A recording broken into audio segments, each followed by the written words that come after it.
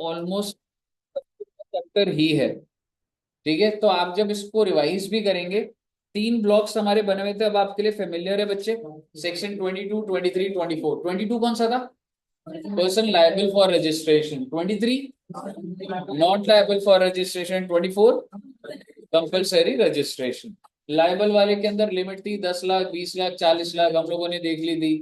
40 लाख सिर्फ गुड्स वालों को मिलती थी, और कुछ स्टेट्स में होती थी 20 लाख वाली। तो वैसे काफी बातें हम लोगों ने लायबल टू बी रेशियो में देखी। एक दुकान का turnover, meaning of aggregate turnover देखा। ठीक है, उसके बाद अगर एक्सक्लूसिवली एग्जेम्प्ट कर रहा है तो क्या करना है, टर्नओवर में क्या क्या आ रहा था, सारी बात हमने ऐसी देखी हुई। 23 के अंदर हम लोग देखी नॉट लायबल, जैसे कि agriculturist exclusively exempt, interstate supply of services होगा तो 20 लाख तक एग्जेम्प्ट है, ऐसे आपको ध्यान है वो लिमिट्स करी थी। कैजुअल टेक्सटाइल पर्सन अगर हैंडीक्राफ्ट गुड्स का होगा तो एग्जेम्प्ट है अप टू 20 लाख। अगर कोई बंदा बेचता है सिर्फ आरसीएम है उस पे तो वो भी एग्जेम्प्ट हो जाएगा। ऐसे करके बातें करी। फिर हमने करी सेक्शन 24 की कंपलसरी रजिस्ट्रेशन। अगर आप इंटरस्टेट सप्लाई ऑफ गुड्स करते हो कंपलसरी रजिस्ट्रेशन।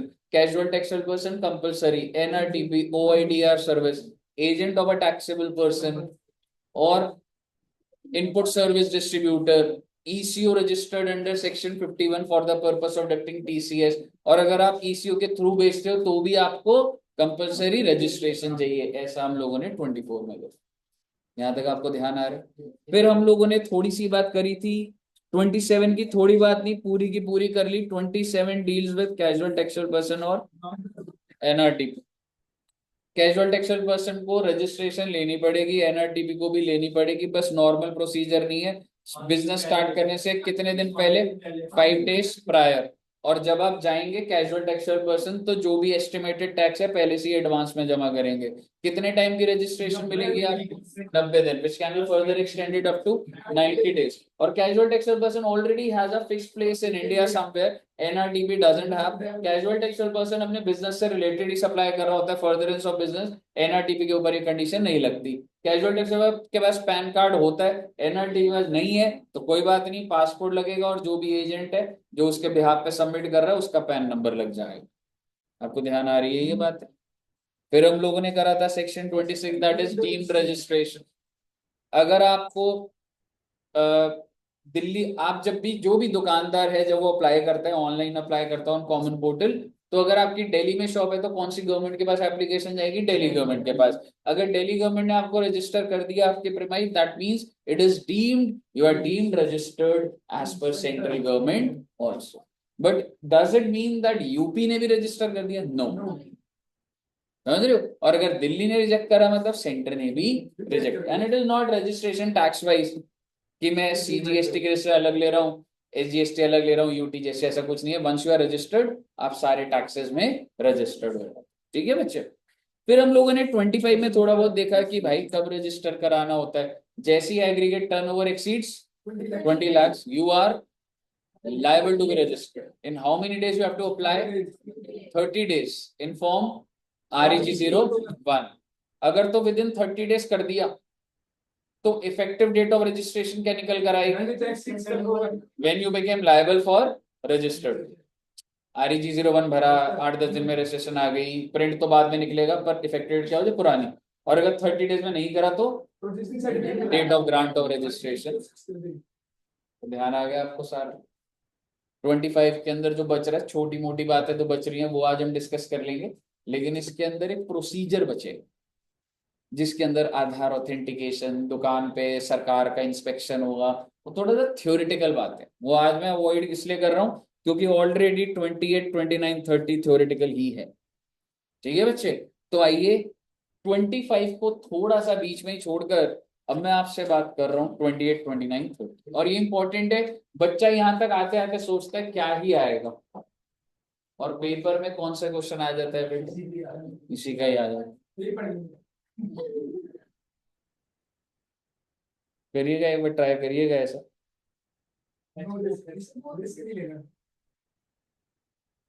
ठीक है, सो बेसिकली 28 क्या है बच्चे? 28 is amendment of registration. Sir ji amendment का मतलब? बेटे आपको पता है कि मतलब रजिस्ट्रेशन नंबर आपको मिला है, ठीक है। सबसे पहले कौन सा सर्टिफिकेट में मिलता है मैं आपको बताता हूँ, REG06। तो उसमें कुछ चेंजेस हो गए। जैसे एग्जाम्पल आपको पता है हम लोग का इंस्टीट्यूट पहले G31 या एड्रेस है, यहाँ नहीं है, इधर था, 14/6 था। तो अगर 14/6 हम लोग इधर आए तो क्या GST डिपार्टमेंट को बताने का नहीं? बिकॉज मुझे रजिस्ट्रेशन प्रिमाइस की मिल गई, मेरा वो प्रिमाइस रजिस्टर्ड। और अगर मैं उसको बंद करके दूसरी जगह जा रहा हूँ तो मुझे बताइए मैं नया रजिस्ट्रेशन लूँ या अमेंडमेंट? अमेंडमेंट। दिल्ली दिल्ली में हूं ना, और अगर यही वो 14/6 बंद करके अगर मैं यूपी चला गया होता तो मुझे उसको बंद करना पड़ता REG06 को, और नया लेना पड़ता। क्यों सर? बेटे स्टेट कोड अलग आ जाएगा, दिल्ली का 07 है, यूपी में दुकान के बाहर 07 लिख ही नहीं सकता मैं। तब समझ रहे हो, इट इज नॉट दैट कि सर अमेंड कर लो, अमेंड का भी तो लॉजिक होता है ना। समझ रहे हो? छोटी सी बात, मान लो हम इधर आए, तो मैंने रजिस्ट्रेशन ले रखा है, मान लो ठीक है, इधर का ही ले रखा है, ठीक है। और अभी कितने पार्टनर्स है बच्चे? दो। अगर मैं बोलूं एक एडमिशन ऑफ पार्टनर हो गया, एक और इंसान आ गया, do I need to do amendment? और मैं बोलूं क्या ही बताना सरकार को, क्या लग रहा है? Change in constitution technically, admission, retirement, कोई भी पार्टनर का अगर हो रहा है बताना पड़ेगा। मेरा आपसे छोटा सा सवाल, एडू जंक्शन अभी फर्म है कि कंपनी है? फर्म है, और मेरे पास नंबर है REG, जो भी नंबर होगा, 15 नंबर है मेरे पास GST। मैं इसको कंपनी बना दूं, फर्म को, अमेंडमेंट या न्यू? या अमेंडमेंट? Exactly new. अमेंडमेंट क्या कर लोगे उसमें? मैं कोई अमेंडमेंट में नंबर थोड़ा ना चेंज करने की पावर है मेरे को, तो उसके पीछे की डिटेल चेंज होती है बस। अब समझ रहे हो ना क्या बोल रहा हूँ? तो अगर एडू जंक्शन को एज कंपनी रजिस्टर करता हूँ, तो भाई कंपनी का पैन नंबर अलग है तो ये नंबर अलग है, तो इसको बंद कराना पड़ेगा पहले। उसको बोला जाता है कैंसिलेशन ऑफ रजिस्ट्रेशन, और एक नया अप्लाई करना पड़ेगा। समझ रहे हो? सो बेसिकली अमेंडमेंट को देखेंगे कि कुछ चीज ऐसी होती हैं जो कि, अच्छा मोबाइल नंबर चेंज कराना, रजिस्टर्ड, आपको क्या लग रहा है जब मैंने अप्लाई करूंगा GST के लिए मेरा registered mobile number, email ID और सब लगेगा? अगर वो नंबर चेंज हो गया तो अमेंडमेंट या कैंसिलेशन? खुद ही आप लॉजिक पकड़ सकते हैं कब क्या चीज हुई, ठीक है बच्चा। तो अमेंडमेंट देखेंगे। देन यू हैव 29 में कैंसिलेशन ऑफ रजिस्ट्रेशन। आप सरकार को बोलेंगे कि दुकान बंद कर रहा हूं, और अगर आप कुछ ऐसी डिफॉल्ट्स करते हो जो कि सरकार कहती है तेरी दुकान हम ही बंद कर देंगे, तो आपके पास भी पावर है उसको बंद करने की, सरकार के पास भी। समझ रहे हो? तो बेसिकली कैंसिलेशन देखेंगे। और इसी कैंसिलेशन में एक चीज होती है बच्चे, suspension. Can you tell me what is the difference between cancellation and suspension? Exact, temporary period. जैसे स्कूल में होता है ना, स्कूल में सस्पेंड हो जाए, तो कोई बच्चा आप में से जो सस्पेंड हो, आप नहीं भी बताते तो मैं फ्लाइट में आके चल ही रहा था। कितने दिन के लिए होता है? क्यों? इतने अच्छे बच्चे को सस्पेंड कर दिया स्कूल में, रीजन बताने लायक नहीं है ना? हाँ? हाँ।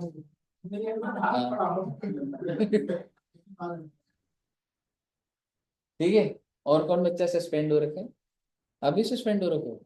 ग्रुप ही पूरा ऐसे ही चल रहा है, इसी के लिए सस्पेंड हुई है।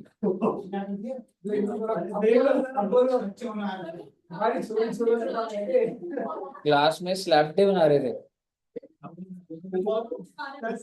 अच्छा, स्लैप मतलब क्लास में एक दूसरे को मार रहे थे एकदम, स्लैप डे। फिर क्या हुआ, मैम आई और स्लैप डे उनके साथ भी खेल लिया क्या? अच्छा स्लैप डे खेल रहे थे, कौन से स्कूल से आप? अच्छा, DPS द्वारका। मुझे नहीं पता था स्लैब डे भी चल रहा है स्कूल में। होते हैं खेले बच्चे होते हैं, मतलब स्लैब डे में पिटाई कर रहे हैं एक दूसरे की।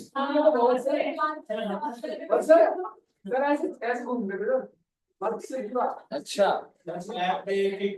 और पूरी क्लास सस्पेंड 1 वीक के लिए।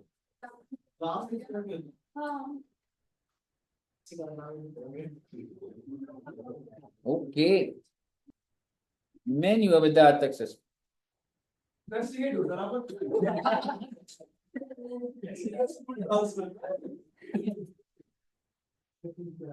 ठीक है, तो और सेक्शन 30 किस चीज का है?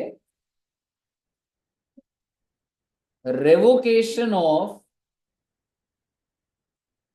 रेवोकेशन होता है कि कैंसिलेशन ऑर्डर आ गया, आपके हाथ में पेपर है जहां पे जीएसटी सरकार कह रही है दुकान बंद, आपसे बात करने के लिए नहीं बुला रही, वो तो हो गई बात। ऑर्डर क्या होता है? You have to close your shop, you not allowed, अगर आपने करा इलीगल है और एक्शन वुड बी टेकन। और अब आप किस चीज में लगे हुए हैं कि सर ये ऑर्डर वापस कर लीजिए, सर ये ऑर्डर वापस कर। रेवोकेशन प्लीज, जो आपने रेवोकेशन कैंसिलेशन ऑर्डर लिखना चाहिए मुझे, that they are passed an order, और आप चाहते हैं सर इसको आप रिवोक कर दीजिए, इसको आप वापस ले लीजिए। सही है सर, क्लियर है? ओके, तो सर जी आइए अब हम आते हैं सेक्शन 28 पे। 28 क्या था हमारा? और अब देखेंगे बहुत ही अच्छे तरीके से, इसी के अंदर ही सारे प्रोविजंस हो जाएंगे बच्चों। देखो भाई, जो भी आपके सर अमेंडमेंट कौन करेगा? सर हाँ जी, सेक्शन 28 का नाम क्या था? 28 का हम्म। Amendment of registration. ठीक है दोस्त, अब एक बार देखिएगा, और एक आध चीज इसमें और एड ऑन, मतलब मैंने लिख दिया इसमें। देखो, जो भी इंसान है ना, आप ये समझिए कि ये जो भी रजिस्टर्ड इंसान है, या तो ये एक बात बताओ, अमेंडमेंट कौन करेगा? ऑब्वियसली आप रजिस्टर्ड हो तभी तो करवाओगे। या फिर दूसरा क्या है, ये यूआईएन होल्डर। ये क्या होता है हमें क्या पता सर, आज पता लग जाएगा। यूआईएन होल्डर होता है यूनिक आइडेंटिफिकेशन नंबर। ये किसको मिलता है? वो एम्बेसीज कॉन्सुलेट्स उन लोग को मिलता है। क्यों मिलता है वो भी बात की बात है। तो ये इंसान की जरूरत क्या है कि इसको अमेंडमेंट करवानी है। अब डिपेंड करता है कि अमेंडमेंट दो टाइप की हो सकती है, या तो कोर एरियाज या तो नॉन कोर एरियाज। और अगर कोई ऐसी रजिस्ट्रेशन है, आई मीन कोई ऐसी सिचुएशन आ गई जहां पे कैंसिल कराना है, तो मैं यहां पे लाऊंगा ही नहीं ना उस बात को। आप समझ रहे हो मैं क्या बोल रहा हूं? मैं अमेंडमेंट की बात कर रहा हूं। आप फर्म टू कंपनी हो, मैं थोड़ा ना वो प्रोसीजर सिखा रहा हूं आपको, मैं तो अमेंडमेंट सिखा रहा हूं आपको। समझ रहे हो? अब आप मुझे बताओ, आपकी दुकान दिल्ली में, आपकी दुकान शिफ्ट हो गई यूपी चली गई, मैं अमेंडमेंट की बात करूंगा? कैंसिलेशन अमेंडमेंट के केसेस डिस्कस कर रहा हूं मैं आपके साथ। और ये आपको यहाँ पे तो जो लिखा है वो लिखा है, पर आपको घर जाके अपनी मॉड्यूल से नोट जरूर पढ़ने। गुड ठीक है? Afternoon sir ji. हाँ जी, हाँ जी sir, good afternoon, good afternoon. अच्छा सर गल सुनो, ये मतलब कि जेड़ा जीएसटी ਇਹਦੇ क्वेश्चन भी आंदे ना, एक ते ਹੁੰਦੇ ਨਾ ਉਹ डेफिनेशन ऑफ ਤੇ ਉਹ दूसरा क्वेश्चन भी आंदे ना, मैं पेपर 'ਚ देखे ने।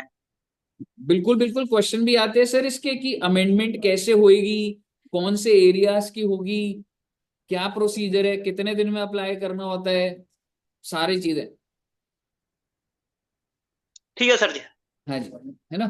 ठीक है, अच्छा। अब देखिए, तो बच्चे मैं आपको क्या बोल रहा हूं कि आप जो जो रजिस्टर्ड पर्सन है वो अमेंडमेंट करा रहा है, तो वो जो एरियाज है उसको दो में हो गया, कोर एरिया और एक नॉन कोर। नॉन कोर की बात करता हूं भाई, तुम्हें किसी पीओ के पास कोई अप्रूवल वो नहीं लेनी। नॉन कोर के अंदर क्या आ रहा है? जैसे कि ईमेल आईडी, मोबाइल नंबर।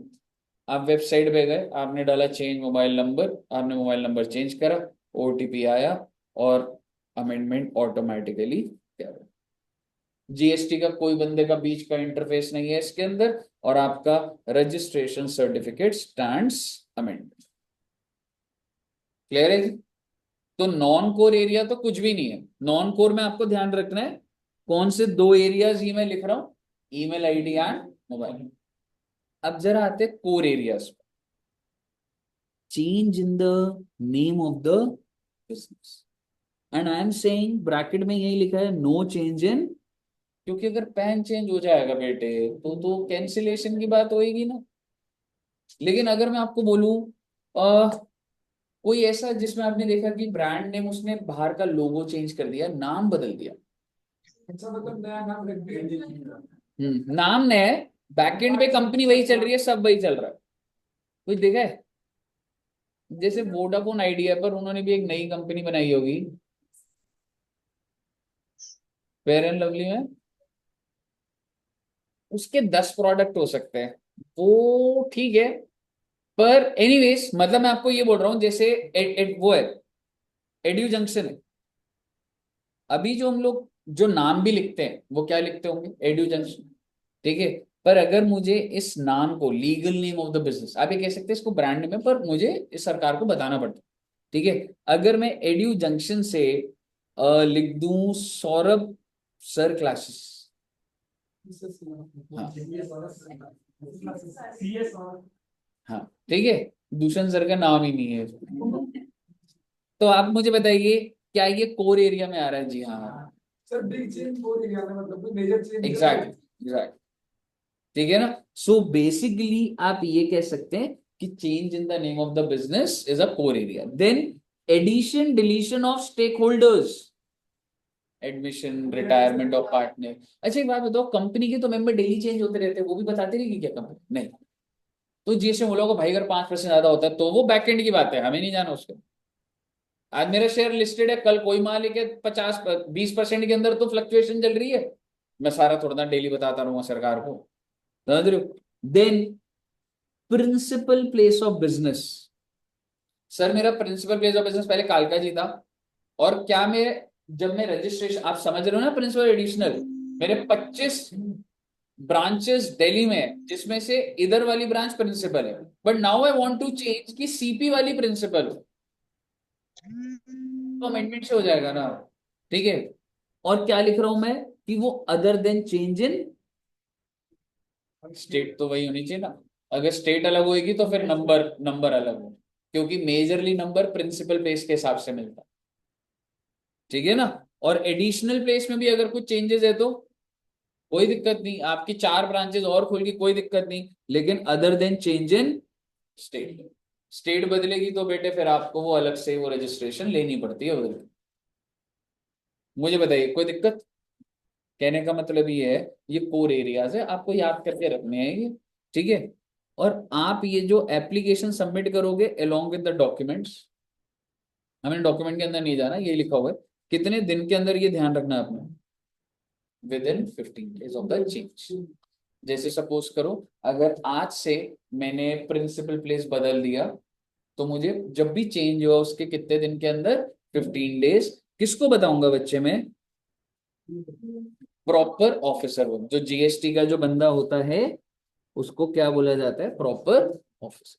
और आगे देखते जाइएगा, if PO is of the opinion that amendment is unwarranted and document furnished are incomplete और इनकरेक्ट, अगर उसको लग रहा है ये जबरदस्ती है तो यस और नो है। नो का मतलब क्या मैं कह सकता हूं, इसका मतलब all okay, he is not of the opinion no. अगर ऑल ओके है तो सही है भाई, अमेंडमेंट रजिस्ट्रेशन हो जाएगा अपडेट, समझ रहे हो। कितने टाइम के अंदर? विद इन नेक्स्ट, कहने का मतलब है तुम्हें अप्लाई भी 15 दिन के अंदर अंदर करना, और पीओ भी चेंज कितने दिन के अंदर कर देगा, 15 दिन। और अगर पीओ को कुछ इशू लगा, यस का मतलब है कि इशू तो है, तो पीओ आपको क्या सर्व करेगा, सर्व अ शो कॉज नोटिस, ठीक है। शो कॉज नोटिस आएगा और amendment should not be reject, वो बोलेगा भाई मैं देखो शो कॉज नोटिस दे रहा हूं और मुझे बता मैं इसको क्यों रिजेक्ट ना करूं, मेरे को तो लॉजिकल नहीं है, वो आप ही के ऊपर डाल दे। मे बी डॉक्यूमेंट्स पेंडिंग है तो कह देगा documents are pending, I hereby ask you why I should not cancel it, ठीक है। अब क्या होगा, जैसी शो कॉज नोटिस आया आपको कितने दिन में रिप्लाई करना, so now you have to reply within how many days, 7 days। If registered person replies to the notice within 7 days। तो अब आगे क्या है? अच्छा, if he does not reply, no का मतलब कोई रिप्लाई नहीं, तो अबे देखिए नो कहा जा रहा है ये, नोटिस आ रहा है 7 दिन निकाल दिए, कैंसिल है रजिस्ट्रेशन का जो अमेंडमेंट जो तुम चाह रहे थे। लेकिन अगर तुमने रिप्लाई करा, यस का मतलब है कि आपने क्या करा है, रिप्लाई करा। तो अब डिपेंड करता है, या तो रिप्लाई सेटिस्फैक्ट्री है, और अगर सेटिस्फैक्ट्री है तो आपको ये दिख जाएगा सर्टिफिकेट कितने दिन के अंदर, 7। देखो पहले तुम्हें 15 दिन मिले, पीओ के भाई 15 दिन, फिर मैं तुम्हें जब शो कॉज भेजा तुम्हें 7 दिन, तो मुझे भी 7। ये बातें एनालिसिस याद करके आसान हो जाती है बस, नहीं तो बंदा घूम जाता है 15/7 क्या चल रहा है। तुमने 15 में अप्लाई करा, मैं 15 में ही एक्सेप्ट रिजेक्ट करूंगा। मैंने अगर कोई मान लो क्वेरी रेस करी, तुम्हें 7 दिन में रिप्लाई करना है, मुझे भी 7 दिन में एक्सेप्टेंस या रिजेक्शन। और तो यस हो गया, ठीक है। तो if the reply side yes, और अगर रिप्लाई सेटिस्फैक्टरी नहीं है तो with in 7 days of the work reject कर दो। मुझे बताइए, आपको समझ आ गया ना बच्चे? तो इसको आप नोट कर रहे हो या बस बढ़ जाए आगे? कर रहे हो नोट? सर नोट करने का टाइम दे दो, और थोड़ा जूम आउट कर दो, स्क्रीन से बाहर जा रहा राइट साइड वाला यार कंटेंट। ये ना जूम आउट करके भी वापस ही आ रहा है, मतलब ऐसे ऐसे कर लो। राइट साइड वाला कंटेंट सर स्क्रीन पे नहीं आ रहा है, साइड मतलब वो बाहर जा रहा है। अच्छा, और जूम आउट करो थोड़ा सा, और थोड़ा सा, हल्का सा और बस। हाँ सर, बस बस ठीक है।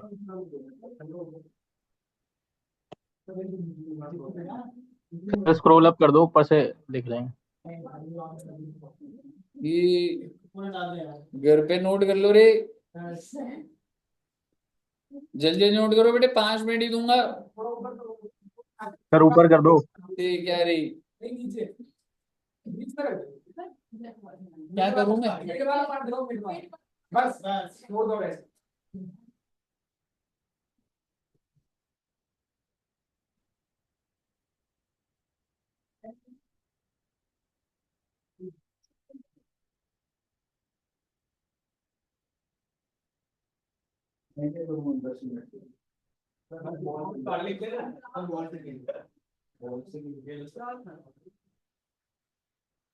कहाँ पर जी? दिसंबर 10, जनवरी 7। हाँ आज कल बच्चे बच्चे आ नहीं रहे आज तो कॉल करके नहीं लगता है। थोड़ा परसेप्शन की वजह से मुझे लग रहा है कि घर से नहीं भेज रहा हूँ। घर पर एक हुआ है, मैंने आज तक भाई 1000 हो गया था, 1000 हो गया था डेली में। नहीं डेंजर तो है भाई।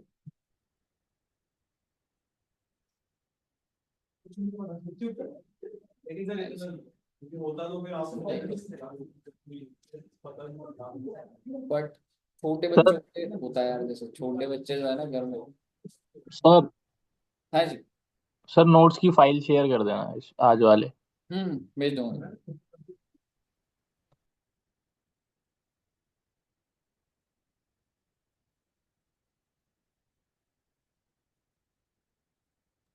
सर इस क्लास के बाद किस टाइम क्लास है? क्या दोस्त? इस क्लास के बाद किस टाइम क्लास है? इस क्लास के बाद ना इन्वेस्टमेंट होगा, वो सीएमए का नहीं है तुम्हारा, ये वाला नहीं होगा। ये वाली ओके क्लास सर। चलेगी 3 साढ़े 3 तक। Okay sir.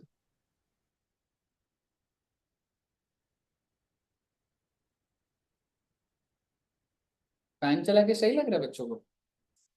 ठंड तो नहीं लगी? नॉर्मल डेली आएंगी? नहीं आ रहे मतलब। गट फीलिंग क्या कहती है? गट फीलिंग क्या कहती है? गट फीलिंग क्या कहती है?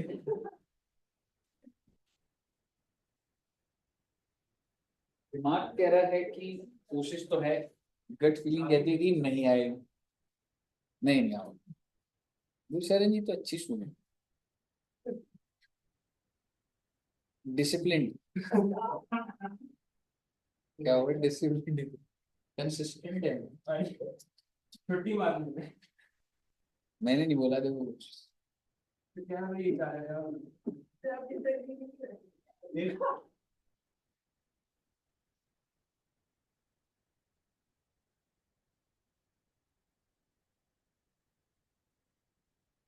पिछले ना फिर से नीचे करना बस बस बस घर पे आराम से नोट करते हैं इसको बैठ के। टेस्ट भी आप रखते हो हाँ तो 1 घंटे ये करेंगे पढ़ेगा हाँ तो घूमो मत ना, पार्क में घूमते हो रील बनाते रहते हो। यार एयर ड्रॉप यहीं से कर देता हूँ, फोन मेरा उधर लगा हुआ है, कोई ऑन कर लो भेज देता हूँ। आईफोन और एक आईफोन जी गुरशरण। अब मैं दोनों को कैसे सिलेक्ट करूं? ओह दोनों को क्या? ये तो आईफोन का ही फीचर है।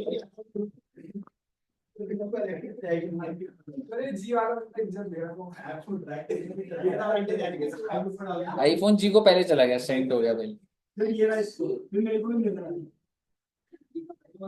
500 रुपए की फाइल थी बेटे ये।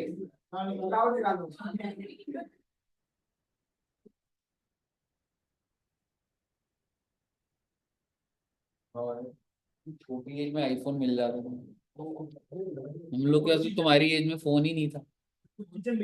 स्कूल जाते थे बेटे नदी पार करके। मगरमच्छ के ऊपर मगरमच्छ के ऊपर भाई घोड़ा ही नदी नदी में घोड़ा। अरे नदी मतलब ऐसे अरे थोड़ी कोई नहीं, तू यही अमेंडमेंट ही कर, तू छोड़ दे।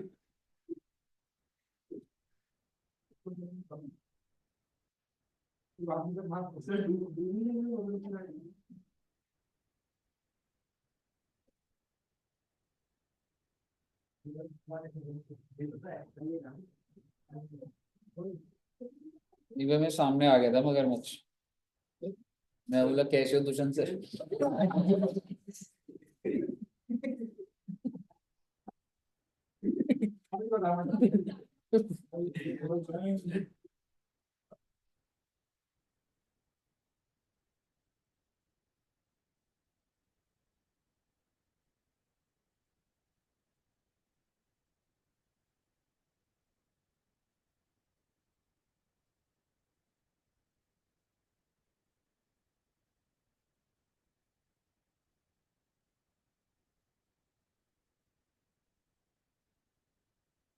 इम्प्लाई सेटिस्फैक्टरी को 7 दिन के अंदर देना उनको बुक में कैसे बुक में ऐसा, बुक पे तो ओरिजिनल में था इसमें वो जो ऑटो मिलेगा ना नीचे, उसमें लिखा होता है कि अगर इफ यू डोंट रिप्लाई, वो हाँ हो सकता है कि वो डेट्स एकदम वैसे लैंग्वेज में नहीं लिखी हो, लेकिन वो तेरे को डीम्ड से पता लगेगा नीचे ना, डीम्ड वर्ब में कि if you do not reply within 7 days। मतलब तूने, मैं तेरे को शो का नोटिस दिया, तूने 7 days में करना है, नहीं करा तो कैंसल्ड ही है, तो पता ही है मतलब रजिस्ट्रेशन। पर वो डीम्ड हो जाता है अगर मैं 7 दिन में तेरे को फर्दर रिप्लाई नहीं करता एसपीओ, तो डीम्ड अमेंडेड हो जाएगा। वो तेरे को नेक्स्ट पेज में ना, ये जो इमेज बनी हुई है अगले पेज पे मिलेगा तेरे को।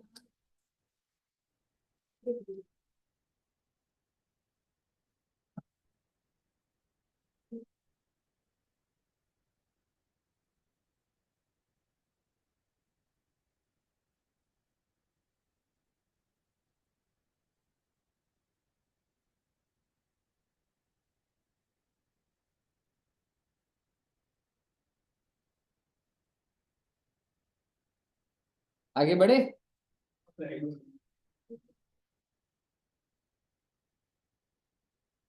नोट्स वो कर रहे हो ना, आपको मुश्किल हो रही है, मुझे अच्छा नहीं लग रहा। तो मैं आपको फाइल भेज दूंगा,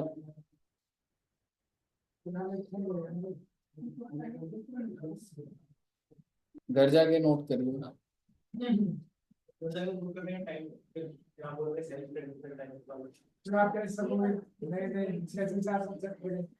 टेस्ट देना है बेटे सबको। रिकॉर्डिंग सब दोबारा देखनी पड़ेगी इन नोट्स का प्रिंट आउट निकाल इन नोट्स का यार जो हैंड रिटन जो आप खुद लिखोगे, फिर जब आप नोट्स पढ़ते हो और फिर कुछ अपडेट करोगे ना, उसकी अपनी बात होती है। समझ रहे? वो जो टाइम है ना, वो वेस्ट नहीं हो रहा। समझ रहे? वो दिमाग में भी बैठता है।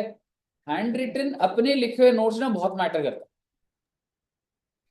उसके बाद ना जैसे नोट्स हो गए, अब उसके बाद अब तुम पढ़ना स्टार्ट करोगे, अब मॉड्यूल से पढ़ना, तुम्हें लगा अरे ये पॉइंट और लिख देता हूँ, तो एड ऑन होता है, वो चीज बड़ा हेल्प करेगी। तो जैसे मॉड्यूल से पढ़ करते हैं तो अपडेट करते हैं। करना चाहिए वो। क्योंकि क्या है ना, जब लास्ट डे होगा ना, 1.5 दिन होगा, या तेरे को अगर 5 दिन में पूरा टैक्स रिवाइज करना है, तो हैवी हो जाएगा। तेरे नोट्स होने चाहिए स्ट्रांग बहुत ज्यादा। तो सर प्रैक्टिस करता रहता तो उससे याद हो जाता है। पर यार वो होने चाहिए, मतलब सबका अपना तरीका है। ठीक है, सबका अपना तरीका है। पर टैक्स इतना वास्ट है, इतने एनालिसिस होते हैं कि जितने ज्यादा नोट्स, जितने चार्ट बन जाएंगे ना, आप उतना जल्दी एकदम से वो कर पाओ। समझ रहे? तो वो जैसे सैलरी के अंदर है, अभी मैं मेजोरिटी चीजें चार्ट्स के थ्रू ही करवा रहा हूँ, क्योंकि कहानी सारी की सारी ड्रिल डाउन तभी हो पाती, वरना आसान नहीं बन पाती बात। मॉड्यूल से क्या है, क्वेश्चन सॉल्व करता हूँ और नोट्स चालू नहीं तो को मॉड्यूल रीड करना है। इसके अंदर 95% डेटा है मेरे नोट्स में, पेपर भी इसी से ही आएगा ही मुझे है। पर मैं रिस्क नहीं ले सकता 5% का भी। तो आपको अपना मॉड्यूल रीड करके आपको लग रहा है 4 पॉइंट डाल देता हूँ, जैसे यहाँ पे तूने कुछ ऐसे 2 पॉइंट अपने डाल दिए, तो डालना भाई उसको, वो तुम्हारा अपना एक एड ऑन होता है वो चीज का, वो होना चाहिए। समझ रहे? एजी सीएस के बच्चे, अब ये कॉमन आपके ये हो गए। अब आप लोगों ने आपकी बुक में पढ़ा, हो सकता है कोई फॉर्म लिखा हो इसमें कि ये कौन से फॉर्म में अमेंडमेंट जानी है, हो सकता है तुम्हारे मॉड्यूल में लिखा हो, तो डाल दो उसको इसके अंदर। समझ रहे? तो आपको अपने मॉड्यूल से तो पढ़ना ही पड़ना है। आगे बढ़े? तो सर जी आपका 28 डन हो गया, आइए जरा 29 पर आते हैं। देखो बहुत अच्छे नोट्स बने हुए हैं, सारी कहानी इसमें है, लेकिन आपको एक बार जरूर पढ़ना होगा, बस ये ध्यान रखिएगा। तो आइए 29 और 30, ज्यादा हैवी बात नहीं है बेटे। सबसे पहले मैं आपके साथ बात करूं सेक्शन 29 की, सीक्वेंस से समझिएगा। सेक्शन 29 होता है कैंसलेशन ऑफ रजिस्ट्रेशन, और 29 के अंदर हम क्या देखेंगे बच्चे? सस्पेंशन होता है। जैसे आपको क्या लग रहा है एकदम से कैंसिल हो जाता होगा 2-4 दिन में? कॉम्प्लिकेटेड होता है वैसे। आपके पास कितना स्टॉक पड़ा है, कितना आईटीसी है, कितना पैसा देना है, ठीक है, आपकी 20 दुकानें बंद हो रही हैं, ठीक है, एकदम से थोड़ा ना होगा। तो टिल द टाइम वो जो कैंसिलेशन प्रोसीडिंग्स चल रही है, तब तक पीओ क्या कर देता है, आपकी रजिस्ट्रेशन को सस्पेंड कर देता है। अब इस सस्पेंड का मतलब क्या है वो छोड़िए ना, लेकिन अगर आपका केस चल रहा है कैंसिलेशन का, तो आपको सस्पेंशन ऑर्डर में दिलवा दूंगा। समझ रहे हो? तो बेसिकली सस्पेंशन होता है कि इन द मीन वाइल आप सस्पेंडेड भी हैं। ठीक है साहब? और उसके बाद सेक्शन 30 किस चीज का होगा? अरे वो छोटी छोटी बातें लिखी हैं, बट पूरी वैलिड बातें लिखी हुई हैं, फोकस रखिएगा। मैं सबसे पहले कैंसिलेशन की बात कर रहा हूं। कौन कौन कैंसिलेशन के लिए अप्लाई कर सकता है? क्या मैं कह सकता हूं जो बंदा रजिस्टर्ड पर्सन है वो खुद ही अप्लाई कर सकता है? दुकान नहीं चल रही, बिक नहीं रहा सामान, बंद कर रहा हूं सर दुकान को, so he can go voluntary to the proper officer and apply for cancellation. अगर उस रजिस्टर्ड पर्सन की डेथ हो गई, तो क्या वो अप्लाई करेगा? नहीं, उसके लीगल एयर्स करे। Legal heirs can voluntarily after death apply for the cancellation. तो बेसिकली रजिस्टर्ड पर्सन खुद भी कर सकता है, उसके legal heir in case of death कर सकते हैं, और तीसरा प्रॉपर ऑफिसर सुओ मोटो होता है, खुद से ही कैंसिल कर। अगर उसे पता लग गया कि आपकी दुकान में गड़बड़ है, आप सामान बेच नहीं रहे, इनवॉइस फालतू का दे रहे हो ताकि दूसरा आईटीसी ले ले, कई तरीके के फ्रॉड होते हैं बेटा, मार्केट में चल रहे होते हैं, तो वो आपको कैंसिल कर देगा। और यहाँ पर कुछ ऐसे रीजंस लिखे हैं, ये पीओ रिलेटेड नहीं है, जनरली कि कौन से रीजंस होते हैं जिस वजह से कैंसिल हो। And to be very specific, ये रजिस्टर्ड पर्सन के ही होते हैं। जन पीओ वाले जो होंगे ना, वो यहाँ नीचे आएंगे कि कब कब पीओ पकड़ लेगा खुद से। अब बिजनेस डिसकंटिन्यूड, मुझे बताओ आपके हिसाब से कौन अप्लाई करेगा? Registered person. Transfer of business including death of registered person. Generally बात कर रहा हूं, आपको पेपर में से नहीं आएगा। अगर जस्ट मैंने बिजनेस बेच दिया तो मैं कैंसिल से अप्लाई कर दूंगा, और अगर जो रजिस्टर्ड है उसकी डेथ हो गई तो वो अप्लाई कर देगा, लीगल एज अप्लाई कर देंगे। अमेलगमेशन और वोडाफोन अलग कंपनी थी, आइडिया अलग कंपनी थी, दोनों के पैन नंबर अलग थे, आज वो दोनों एक हो गए तो भाई अमेलगमेशन ही होता है वो। डीमर्जर क्या होता है? एक कंपनी दो में स्प्लिट हो जाती है, ये बात करेंगे हम कैपिटल गेन में। लेकिन डीमर्जर होता है सिंगल कंपनी दो में स्प्लिट हो गई, और अमेलगमेशन होता है दो कंपनी मिलके एक हो गई। Change in constitution of the business, firm से क्या बन गए? कंपनी। कॉन्स्टिट्यूशन का मतलब होता है सोल प्रोपराइटर से पार्टनरशिप फर्म हो गया, फर्म से कंपनी हो गया, ये चीज होगी। या फिर registered person no longer liable to be registered under section 22, और सर जी मेरा टर्नओवर एक्सीड नहीं होता, मैंने वॉलंटरी लिया था, मुझे शौक था, रजिस्ट्रेशन ले ली, 6-6 लाख रुपए की हर साल की सेल है मेरी, मैं लेके बैठा हूँ रजिस्ट्रेशन, तो कैंसिल क्यों करा रहे हो बेटे? अगर आप रजिस्टर्ड हो तो ना आपको रिटर्न भरनी होती है, कई कंप्लायंसेस करने पड़ जाते। और अगर आपको उतना टर्नओवर ही नहीं है, आप मुझे बताइए, so if you are no longer liable under section 24, मतलब कंपलसरी सर, पहले जो चीज मैं बेचता था, मतलब ऐसे ही कह रहा हूं, जो चीज मैं बेचता था उस पे जीएसटी था तो मैं रजिस्टर्ड था, आज वो फुल एग्जेम्प्ट है, तो मेरी दुकान से सिर्फ एग्जेम्प्ट सप्लाई जा रही है, तो बताओ क्या रजिस्टर जरूरत है मुझे? कैंसिल करा सकता हूँ। There is no longer as per 2024 और voluntary registered person opts to opt out. आपने वॉलेंट्री रजिस्टर ली थी, आज आप कह रहे हो मुझे नहीं चाहिए, तो क्या इन रीजन की वजह से आप कैंसिल करा सकते हैं? जी हाँ, बिल्कुल करा सकते हैं। इसमें मैंने कोई फ्रॉड की बात तो नहीं करी ना, फ्रॉड की बात शुरू होगी अब। प्रॉपर ऑफिसर सुओमोटो, सुओमोटो क्या होता है बच्चे? खुद से अप्लाई कर सकता है फॉर कैंसिलेशन ऑफ द, और पुरानी डेट से कर दूंगा आपको कैंसिल, इतनी पावर है मेरे अंदर। प्रॉपर ऑफिसर ये नहीं है मैं आज के दिन आया किसी दुकान में, मैंने देखा मेरे तो गड़बड़ चल रही है तो आज आया हूँ तो आज से ही कैंसिल, या आगे के भाई तो पुराने 2 साल पहले से कैंसिल कर दूंगा तुमको। तो क्यों होगा वो है, तो क्या लिखा हुआ है? पीओ के पास पावर है रेट्रोस्पेक्टिव, पुरानी डेट से कैंसिल कर देगा आपको। मुझे बताइए पहले, यहां तक क्लियर है? आगे सुनिएगा, कौन से ऐसे कारण है इंपॉर्टेंट, पेपर में आ जाता है, discuss any 3 defaults on the basis of which registration is liable to be cancelled। समझ रहे? तो सबसे पहले समझिएगा क्या डिफॉल्ट है। आपको मैं एक चीज बता देता हूँ, जीएसटी की रिटर्न कैसे सबमिट करी जाती है, एनुअली या मंथली? क्या सबसे पहले बोलता हूँ मंथली, सबसे पहले बोलता हूँ मंथली। बड़े दुकानदार हर महीना जीएसटी की रिटर्न भर रहे हैं, साल की कितनी होगी? 12। महीने में एक रिटर्न नहीं जा रही, महीने में 3 रिटर्न जा रही है। जीएसटीआर 1, जीएसटीआर 2A करके, 2B करके, और जीएसटीआर 3B। महीने में एक रिटर्न, महीने में 3 रिटर्न, तो साल की कितनी? 36। There are companies, many companies 36 return. आगे सुनते जाइएगा बात। लेकिन जो छोटा दुकानदार है उसके पास ऑप्शन है कि वो क्वार्टरली भरे, ठीक है ना, उसके पास ऑप्शन है कि वो क्वार्टरली भर ले, यानी कि एक साल में कितने क्वार्टर होते हैं? 4, तो 4 रिटर्न भरते हैं। और एक और होता है कुछ कॉम्पोजिशन स्कीम, आपको नहीं पता वो कॉम्पोजिशन स्कीम क्या होता है? हो सकता है हमारी नेक्स्ट क्लास या लूंगा, मतलब उस चीज का वो मैं। कॉम्पोजिशन स्कीम वाला साल में एक ही बार होता है, ठीक है ना। बहुत सारे दुकानदार है जो कॉम्पोजिशन स्कीम में है, जिनका टर्नओवर 1.5 करोड़ तक होता है, मैं स्पेसिफिक बात जा रहा हूँ। अगर आपकी दुकान है, आपका टर्नओवर 1.5 करोड़ तक है, आप कॉम्पोजिशन स्कीम ले सकते हो, आपको साल में एक बार रिटर्न हो।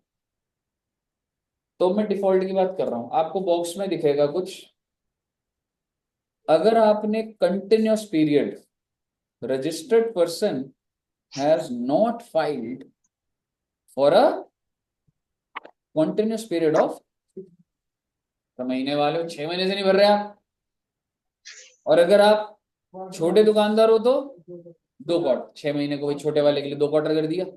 और जो कॉम्पोजिशन वाला है ना, 8 नहीं है ये, वो है बेटे delay of more than 3 months from the date of filing the annual। मैंने आपको बोला साल में एक बार भरेगा ये। मान लो आज डेट है और अगर 3 महीने निकल गए इसने नहीं भरी, भाई साहब कैंसिल की पावर आ जाएगी मेरे पास, इसको कैंसिल करने हिला दूंगा इसको पूरा। अगर एक कॉम्पोजिशन स्कीम वाले की रिटर्न डेट निकल गई और 3 महीने और निकल गए, भाई साहब ऑर्डर दे सकता हूं उसे मैं कैंसिलेशन। अब मुझे बताइए आपको तीनों कैटेगरी समझ आई?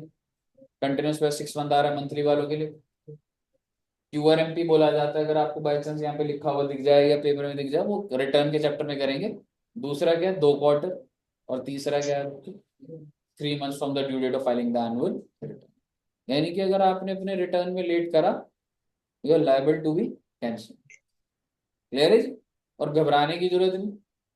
अगर गलती से कैंसिलेशन का शो कॉज नोटिस आ गया, तो अगर आपने अपनी रिटर्न्स भर दी अब along with interest fees penalty, तो मैं कैंसिलेशन की प्रोसीडिंग्स ड्रॉप कर, ये आएगा आगे। अभी मैं आपको कैंसिल क्यों कर रहा हूँ, रिटर्न नहीं भरी, आपने कहा सर मैं रिटर्न भर रहा हूँ मुझे माफ कर दो, मैंने कहा ठीक है तुम भर दे। हाँ जी, हाँ जी,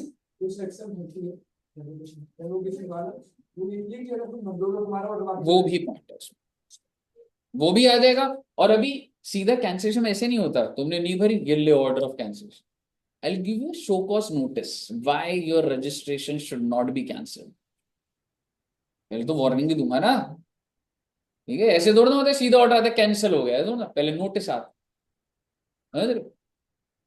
पहला पॉइंट क्लियर है? सेकंड पॉइंट आप बताएंगे मुझे।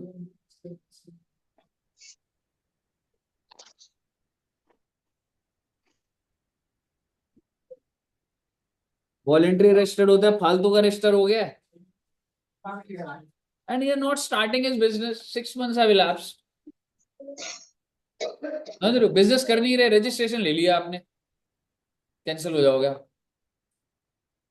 तीसरा, registration was obtained by way of, fixed नहीं होगा बेटे, गलती हो गई, फ्रॉड है बेटा वो, फ्रॉड, विलफुल मिसस्टेटमेंट, या फिर सप्रेशन ऑफ फैक्ट्स। अगर आपने झूठ बोल के रजिस्ट्रेशन लिए, आपकी दुकान ही नहीं है, उधर फर्जी पेपर दिखा दिया आपने। मैं आपको एक बात बता रहा हूं, आज आप बेटे जोमेटो से ऑर्डर करते हो, आपको पता है कहाँ बन रहा है खाना? कई बार ऐसे बीच में रील्स आ रही थी ना कि फोटोज में तो ऐसा लग रहा है कि इतना अच्छा खाना है, वो बेटे बन रहा है कहीं पर, मतलब क्या बोलूं, अब समझ गए ना? तो बेसिकली क्या ये वेरिफिकेशंस नहीं होनी चाहिए, ठीक है? But GST I mean government की भी लिमिटेशन है, कभी कभी फिजिकल वेरिफिकेशन नहीं हो पाता। तो अगर सरकार को पता लगा कि यार ये तो उधर से बिजनेस ही नहीं कर रहा, हम उस एड्रेस पे गए वो तो खाली पड़ा हुआ, और ये बंदा रजिस्टर्ड है उस प्रेमाइस पे, कैंसिल हो जाएगी उसके रजिस्ट्रेशन। क्लियर है बच्चे? Fourth is contravention of any of the following. क्या लिखा है? Do not conduct any business from a registered place. ऐसा बहुत है, आपको पता है? एक बात बताओ, अभी हम लोग G31 में, क्या ऐसा हो सकता है कि हम लोग यहाँ से भी शिफ्ट हो जाए कुछ साल में? हो सकता है ना? जैसे पहले मैं आपको बताता हूँ, मैं कालका जी में ही एक अंदर रेजिडेंशियल एरिया में थे, एक और था इधर, तब तुम बच्चे तब नहीं थे, ठीक है? तो एड्रेस याद नहीं आ रहा मुझे, बट जहाँ पे 14/6 था उसके बैक साइड में रेजिडेंशियल एरिया, फिर 14/6, फिर उसके साथ एक हमने F29 लिया था, फिर G31, ठीक है? और हम लोग रेंट पे ले रहे थे कि एकदम से अगर हमें चेंज करना हो, जगह बड़ी लेनी हो, खरीद के थोड़ा ना बैठ जाएंगे अभी से, बुक हो जाते हो आप। कहने का मतलब ये है, अगर ये बार बार चेंज हो रहा है तो मुझे बताओ, मुझे रजिस्ट्रेशन जब मैं लूं, मैं यहाँ की लूं या अपने घर की लूं? वैसे रजिस्ट्रेशन कहाँ की, लॉ क्या कहता है, जहां से आप बेच रहे हो वो रजिस्टर्ड होना चाहिए। But there are many people, क्योंकि फिजिकल वेरिफिकेशन हो नहीं रही, एक लेवल पर हो रही है पर सबकी नहीं हो रही। तो लोग क्या करते हैं, लोग अपने घर को रजिस्टर करा लेते हैं, यार बार बार चेंज होगा, मैं अपडेट क्या करता रहूंगा, तो मेरा घर रजिस्टर्ड है। हाँ, वहां से हो नहीं रही क्लासेस, इट्स नॉट अलाउड। ऐसे बहुत सारे केस हैं, सोल प्रोप्राइटर प्राइवेट लेवल पे जो लोग काम कर रहे हैं, they are not registering their shop, they are registering their home. और कोई देखने थोड़ा ना आ रहा है कि तुम भाई क्या बेच रहा है वहां से, समझ रहे हो। तो अगर ऐसा सरकार को पता लग गया ना कि बेटा तू रजिस्टर्ड प्लेस से धंधा नहीं कर रहा है, तो रजिस्टर क्यों कराया, तुम कैंसिल कर देंगे फिर। अब बतेरे केसेस है। आज आप किसी के घर के बाहर अगर जीएसटी नंबर लिखा हुआ दिख लिया होगा तुमने, हो सकता है देखोगे अब नजर आएगा, डर जाएगा उसको, तुमने बता दिया, उन्होंने ये बोल दिया ना हमने घर रजिस्टर करा लिया जीएसटी डिपार्टमेंट, और आ जाएगा बेटे वो। हाँ, क्योंकि अगर एक लॉ ये है कि आपकी जो प्रीमाइस रजिस्टर्ड है उस पर जीएसटी नंबर होना चाहिए उस प्रीमाइस पर। आप यहाँ पे दुकानें देखोगे, शॉप के साथ में या लेफ्ट राइट में जीएसटी नंबर लिख देंगे, नंबर प्लेट लगानी जरूरी है। आपकी दुकान रजिस्टर्ड है, आपकी गाड़ी रजिस्टर्ड है, गाड़ी का नंबर है ना, दुकान रजिस्टर्ड है, दुकान का नंबर क्यों नहीं लगा रखा है, जीएसटी नंबर। इसीलिए उन्होंने, क्योंकि घर रजिस्टर करा रखा है, तो कहते हैं एटलीस्ट वो कंप्लायंस तो कर दे, जीएसटी नंबर तो डाल दे। घरों में लगा हुआ है, मैंने खुद देखा है, समझ रहे हो। देन अच्छा, ये पॉइंट हो गया। नेक्स्ट पॉइंट क्या है बच्चे,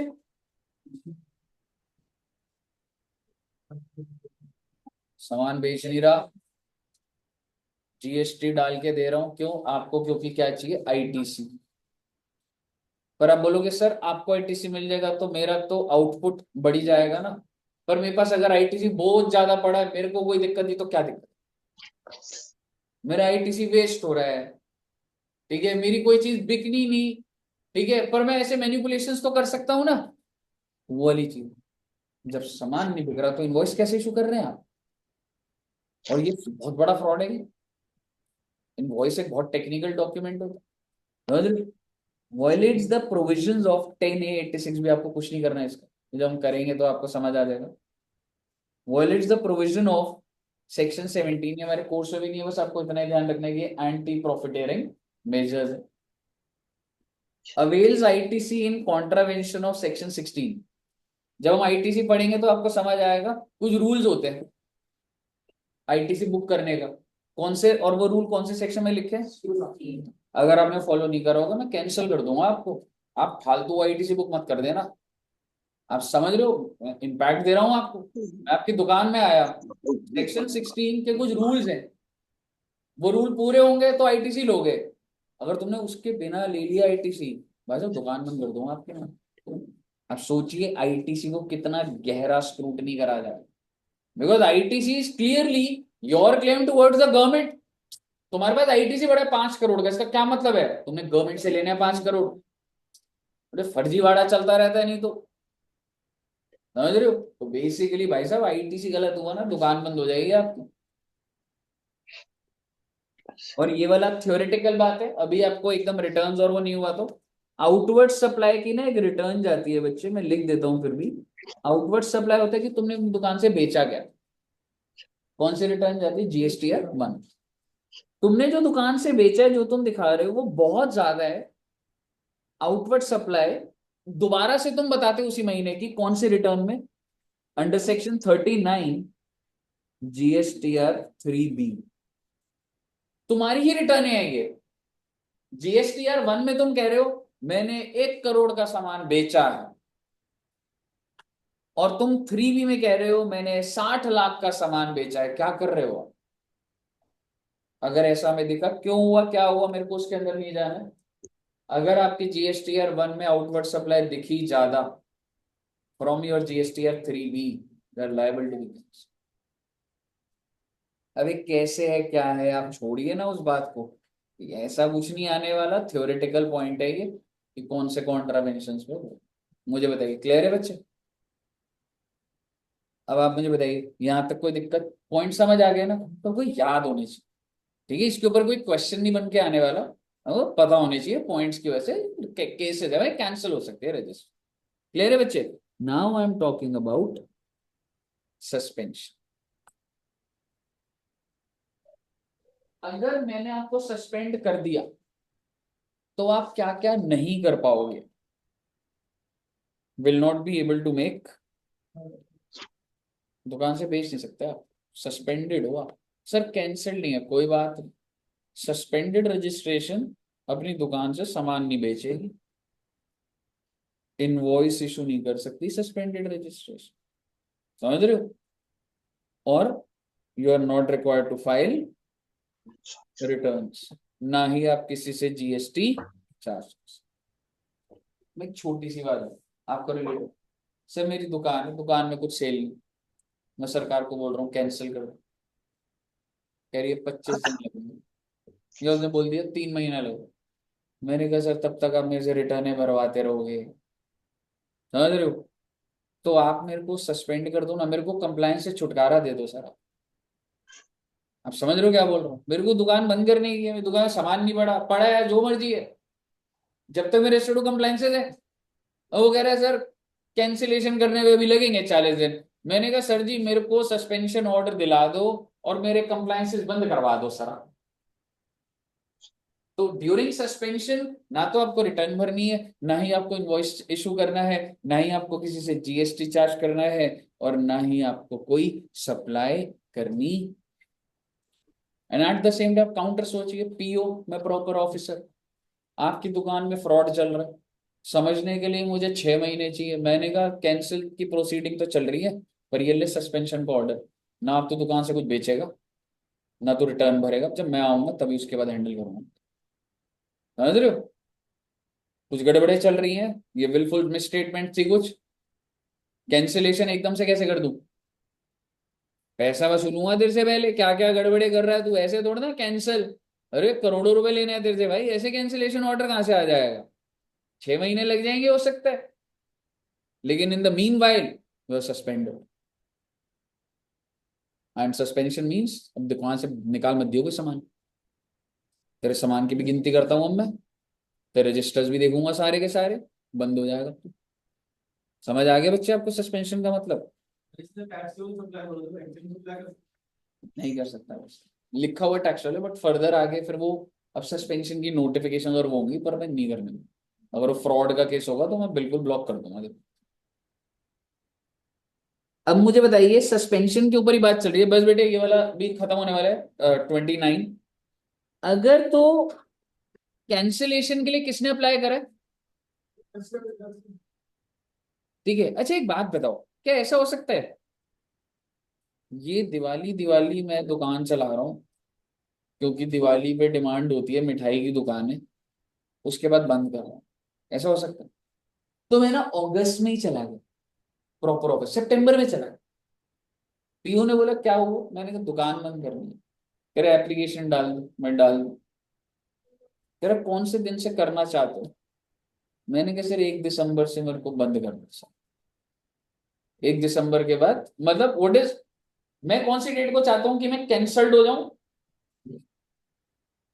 क्या मैं उसे बोलूंगा सर सस्पेंशन ऑर्डर दे दो, अरे तो मिठाई तो बेचनी है मैंने, बोलूंगा सर नहीं सर सस्पेंड मत करना, काम तो चल रहा है सर। समझ रहे हो? मैं तो जेन्युइन बंदा हूँ, फ्रॉड थोड़ा ना करा है। पीओ थोड़ा ना सस्पेंड बोलेगा ले सस्पेंड, वो तो मैं बोलूंगा तो कर देगा, नहीं हो तो भाई दुकान तो चल रही है सर मेरी। तो आप मुझे बताइए, मैंने एप्लीकेशन जब, अब तो किस दिन से उसको क्या माना जाएगा कि सस्पेंड कब से होता है? एक बार देखिएगा, registration shall be deemed to be from the date of application for, मान के चल लो कि मैंने 1 सितंबर को एप्लीकेशन डाल दी और मैं रजिस्ट्रेशन अपनी कैंसिल चाहता कब से हूं? 1 दिसंबर। देखो होगी नहीं होगी ये तो प्रोसीडिंग्स पे डिपेंड करता है ना। तो मैंने अपनी एप्लीकेशन में क्या लिखा है, मुझे 1/24 से बंद कर दो, तो आपको क्या लग रहा है सस्पेंड कब से करेगा मुझे? Which ever is pending the proceeding of, मैं आज अप्लाई कर रहा हूँ, मैं बोल रहा हूँ सर अभी मत कर देना सस्पेंड, मुझे 2 महीने मेरे को धंधा करने दो, न्यू ईयर का टाइम है वो है, 15 जनवरी से कर देना मुझे बंद। तो सस्पेंशन भी कब से इसका मतलब स्टार्ट हुआ? 15 जनवरी। हो सकता है मैं तब तक कैंसिल हूं ना हूं, नहीं पता, अभी प्रोसीडिंग चलेंगी, फ्रॉड निकलेगा, क्या हो जाएगा कहानी, क्या पता। बट ऑब्वियसली तो आपको ये कई बार पेपर में पूछा गया बच्चे, ठीक है। अब आप एक बार इसको बताइए, रजिस्टर्ड पर्सन अप्लाई कर रहा है तो 2 लिमिट्स क्लियर है। और अगर पीओ आ गया, केस नंबर बी क्या है, पीओ सुओ मोटो अप्लाइंग। आपको क्या लग रहा है पीओ कब आ रहा है पिक्चर में? जब गड़बड़े चल रहे।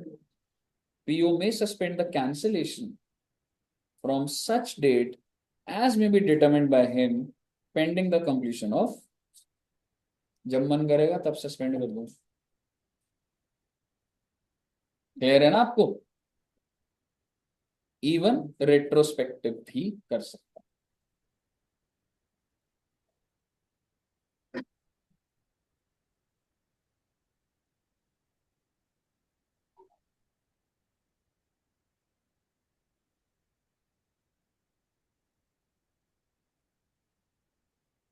आप इस लाइन को ना, जब मैं इसको करेक्ट कर दूंगा तब पढ़िएगा, ये गलत लिखा हुआ है कुछ।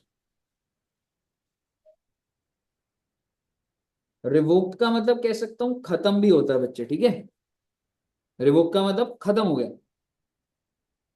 Suspension shall be deemed to be revoked upon the completion of. Cancel हो गया उसका, कौन सी सस्पेंशन चल रही है? ये तो जब पेंडिंग होगी प्रोसीडिंग तभी तो सस्पेंड करूंगा। ऑर्डर आ गया कैंसल्ड, पूछ रहे हो सर मैं सस्पेंडेड हूं क्या? भाई तू खत्म हो गया, तू पूरा रजिस्ट्रेशन खत्म हो गई, सस्पेंशन की बात थोड़ा ना करो। तो moment you get the order of cancellation, suspension over, मतलब कैंसिलेशन तक ही वैलिड है, सस्पेंड तभी वैलिड है, उसके बाद क्या सस्पेंड और कैंसिल तब क्या वो कहिए सर। नहीं, जो रूल्स है डिसीजन को वेंडर होता है कुछ, जो जिनका मतलब से कहीं विवाद हुआ है तो सारे पर मतलब बहुत बड़े बड़े 40-50 लाख का तो मतलब एक्सीड कर ही जाता है साल में। कितने का? 40-50 लाख का तो कर ही जाता है, मतलब 20 लाख एक्सीड कर ही जाता है। बिल्कुल कर जाता है। तो सर कुछ तो मतलब जैसे मैं अपनी गाँव साइड वो कर रहा है एक्सीड और उन्हें कोई नॉलेज भी नहीं सिंधी जैसे, मतलब ना वो कंप्लेंट करना चाह रहे हैं, वो कर भी नहीं रहे। क्या है तो फिर इस चीज की शॉप सर यही फर्क की पूरी केला वेला ये फ्री में दे पाए। फिर वो कुछ करेंगे फिर वो मतलब फिर वो तो कैसे उसके कंप्लेंट से कुछ है ही नहीं, कुछ करेंगे वो बेच रहे हैं अपने जिस हिसाब से लेके आ रहे सामान उसी हिसाब से बेच रहे हैं। भाई जब दुकानदारों की करोड़ की भी सेल है, 1.5 करोड़ की भी सेल है, वो भी रजिस्टर्ड नहीं है। मैक्सिमम से कैश पर पकड़ने के तरीके बहुत है। लजीज, लजीज चाइनीज वैन है, कितने का टर्नओवर होगा इसका? खाए बच्चों ने? नहीं खाया? इधर चाइनीज वैन बहुत अच्छा है, खाने को मंगाओ। सब बच्चे कॉन्ट्री करेंगे। मैंने भी खिलाया उस दिन चिल्ड्रंस डे पे गोलगप्पे, भूषण सर ने नहीं खिलाया। सब बच्चे कॉन्ट्री करेंगे। हाँ सर ठीक है। 10-10 रुपए एक प्लेट मोमोज ही आएगा उसमें। नहीं नहीं, कुछ खाना है तो बताओ यार, मंगवा दूँ। Time up. यहाँ ओवर बता दो सबके मुंह में पानी लगा दिया फिर बोल रहे टाइम अपना। ठीक है, तो लजीज का एक दिन का टर्नओवर ऐसे हमने देखा था उस दिन से, ऐसे कैलकुलेट करा था, क्या लग रहा है आपको कितना होगा? कितने की सेल कर देता है एक दिन में? कितने की? 100 रुपए एवरेज लगा लो, whether it be momos noodles. हाँ 100 प्लेट मोमोज हो जाते होंगे, 10,000 के मोमोज। मोमोज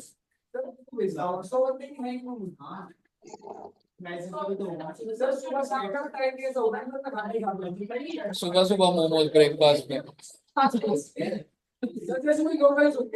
ये एक सैंडविच दे दो मोमोज वाला, 2-2.5 लाख कमाता होगा एक दिन, एक दिन में। तो आपको लग नहीं रहा कि वो ज्यादा बढ़िया करियर ऑप्शन है? तो ऐसा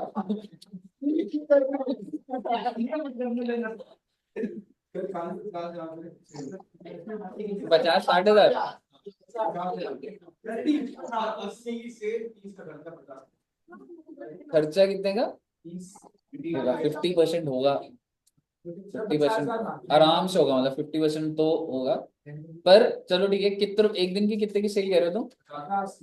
मतलब तुम कह रहे हो कि 500 प्लेट बेच रहा है, जो भी है, चाहे वेदर इट बी, ठीक है 500, हाँ इतना ही होगा या थोड़ा ऊपर हो सकता है, 50-50 हजार, तो एक महीने का कितना हो गया? 15 साल, साल का सर सर 1,80,00,000।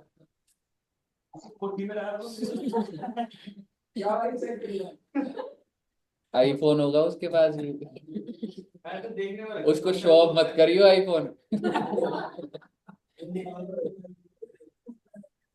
उसके बाद सर 16 सीए से होगा, भी ज्यादा 1,80,00,000 रियलिस्टिक है ये? रियलिस्टिक बिल्कुल है, 100% है, मैं कह रहा हूँ उससे सर ज्यादा। सर सर सीए से भी ज्यादा कल पता लगे कालका जी में 25 महीने और लगी हुई हैं।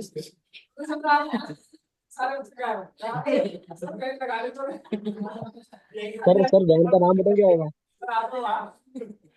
सर वैन का नाम होगा सीए लजीज वाला। गौरव जी क्या कह रहा है, आवाज नहीं आ रही है? हाँ नहीं है भाई, मार्जिन है।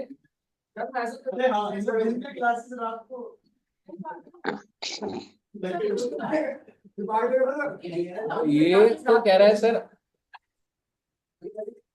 सर ये वही कर रहा है, सीए फॉर्म में अपनी आर्टिकलशिप कर रहा है, छुट्टी भी नीचे आगे बहुत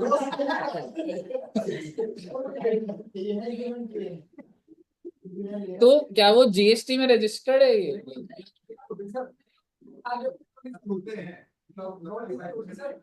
ये नहीं होगा रजिस्टर्ड, अब मैंने देखा नहीं अब कहीं पे, पर हाँ देखो, नॉलेज तो बिजनेसमैन को नहीं होती, उनको तो हायर करना पड़ता है किसी को, ठीक है।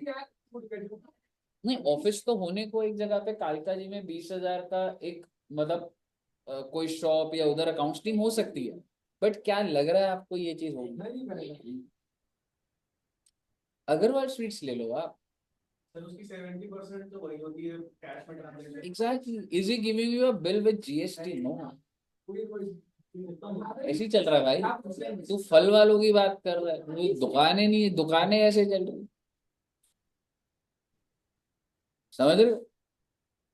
एडू जंक्शन का कैसे चल?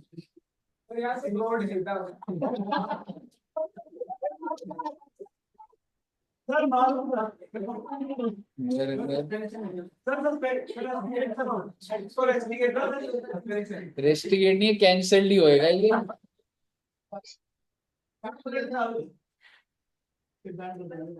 तेरे को सिक्योरिटी गार्ड ने बाहर रोक लिया था ना, बहुत अच्छा करा, मैं उसके बाद मिठाई का डब्बा दूंगा आज। सर उसको बोलना हमारे पुराने लीडरशिप के छोड़ इसको हो गया। सारे लोग बोल सिखा रहे, कोई कंप्लायंस पूरा करने नहीं चाहते। तेरे को ऐसे लिखने को किसने बोला है अभी सारी चीजें? तू बोल सर नहीं पता। तो वो क्या है कि एग्रीगेट टर्नओवर कितने से एक्सीड होना चाहिए? जब 20 लाख एक्सीड होगा तभी तो रजिस्ट्रेशन लेंगे हम लोग। नहीं हो रखा।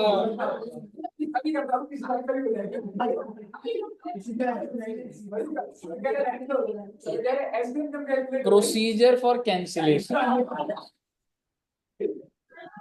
आइए बच्चे, गलत टॉपिक उठा लिया। सच्चाई करी तेरे साथ भी स्प्लेंडर वाले ने सही कहा।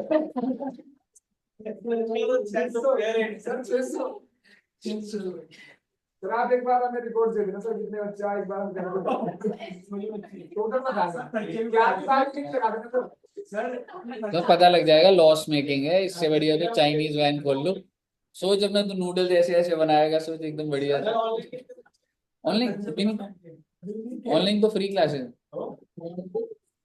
मेरा यहाँ पे ऑनलाइन ही 3 बच्चों अरे चैरिटेबल ऑब्जेक्ट कंपनी बन गई है सर सीएल अजीज वाला। जूम आउट खोलो। अच्छा 25 बच्चे हो गए 10। अच्छा एक बार आओ इधर।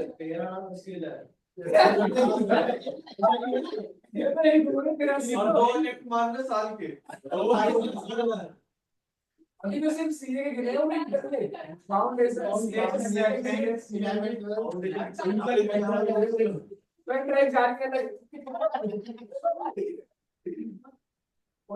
लग दुष्यंत सर सुबह में गाड़ियां भी धोते हैं, उसका भी लगा लेना। ठीक है। अच्छा एक बार इधर आना। तो प्रोसीजर फॉर कैंसिलेशन क्या है? रजिस्टर्ड पर्सन जो है, जैसे आपने अमेंडमेंट के अंदर देखा था 15 दिन में अप्लाई करते हैं, भाई कैंसिलेशन ऐसे नहीं है, आप कितने दिन में अप्लाई कर सकते हैं? 30। ठीक है। 30 डेज किस चीज से? सबसे पहले मैनुअली या इलेक्ट्रॉनिकली? हर चीज ऑनलाइन ही हो रहा है। ठीक है। हर जगह आपको दिखेगा, ऑन कॉमन पोर्टल ऐसे लिखा मिलेगा। Of occurrence of event warranting the cancellation, like supposing ये पर्सन हैज डाइड, उसके लीगल एयर को लग रहा है कैंसिल कर दो भाई, तो जब से डेथ हुई है उसके 30 दिन के अंदर अप्लाई करना। ठीक है। और आप मुझे बताइए, पीओ ऑर्डर इशू कर देगा? Issue the order of cancellation कितने टाइम में बच्चे? With in 90 days of the receipt. So cancellation is fast. 30 दिन में अप्लाई करोगे आप, और पीओ क्या कर देगा? 30 दिन में ही कैंसिलेशन ऑर्डर दे देगा। मुझे बताइए, और ये क्या बोल रहे हैं? अच्छा रजिस्टर्ड पर्सन। एक बात बताइए, सोचने वाली बात है, पर इस पे गहरा आईटीसी पे बात होता है। एक दुकानदार है, वो अपनी दुकान बंद कर रहा है, तो क्या उसकी दुकान खाली हो चुकी होगी या सामान होगा? और क्या उस सामान पे उसने आईटीसी बुक करा होगा? क्योंकि मैंने परचेज करा तो मैंने आईटीसी बुक करा। ठीक है। सरकार कहेगी कि आईटीसी क्यों बुक करा फिर? तो अगर वो सामान बिक नहीं रहा, you are the end consumer, तुम्हारा सामान है वो। एक बात बताइए, अगर कोई बंदा है और वो कह रहा है यार शटर लगा बंद हो गया, उसके अंदर जो सामान है वो किसका? उसी इंसान का। बट कहने से now he is the consumer. Cancel होने पर अब जब शटर लग गया, भाई अगले दिन बेच नहीं सकता वो कंज्यूमर एज कंज्यूमर बेच दे, अब जीएसटी नहीं लगेगा। यार आपकी दुकान में 10 करोड़ का सामान पड़ा है, कैंसिलेशन ऑर्डर आपके हाथ में है, अगले दिन आप क्या जीएसटी का इनवॉइस इशू कर सकते हो? आप नंबर नहीं है आपके जीएसटी का, तो कह सकता हूँ वो जितना भी सामान दुकान पर है वो आप मालिक हो अब उसके, और आप ही एंड कंज्यूमर हुए, तो आपने आईटीसी क्यों बुक करा? पैसे ले लूंगा आपसे। जो आपकी दुकान पे जो स्टॉक पड़ा है, जिसका आईटीसी आपने बुक करा है, यू हैव टू पे टू द गवर्नमेंट। मुझे बताइए, लॉजिक समझ आया आपको? ये गहरी बातें जाएंगी। बस आपको ये समझना पड़ेगा, रजिस्टर्ड पर्सन जब कैंसिलेशन के लिए अप्लाई करता है तो वो बताता है furnish the details of input. Input बोले तो वही सामान जो भी पड़ा हुआ, capital goods, semi finish goods, finish goods on the date from which cancellation is. अब ये कौन सी दिन है उस पर कोई एनालिसिस नहीं है, जब अप्लाई कर रहा हूँ हो रहा है, वो सब छोड़ो आप। मुद्दे की बात ये है भाई, दिन दुकान में जो पड़ा है उस पर आईटीसी बुक करा है तो वापस करो। कहिए साहब, क्लियर है? हाँ जी आइएगा।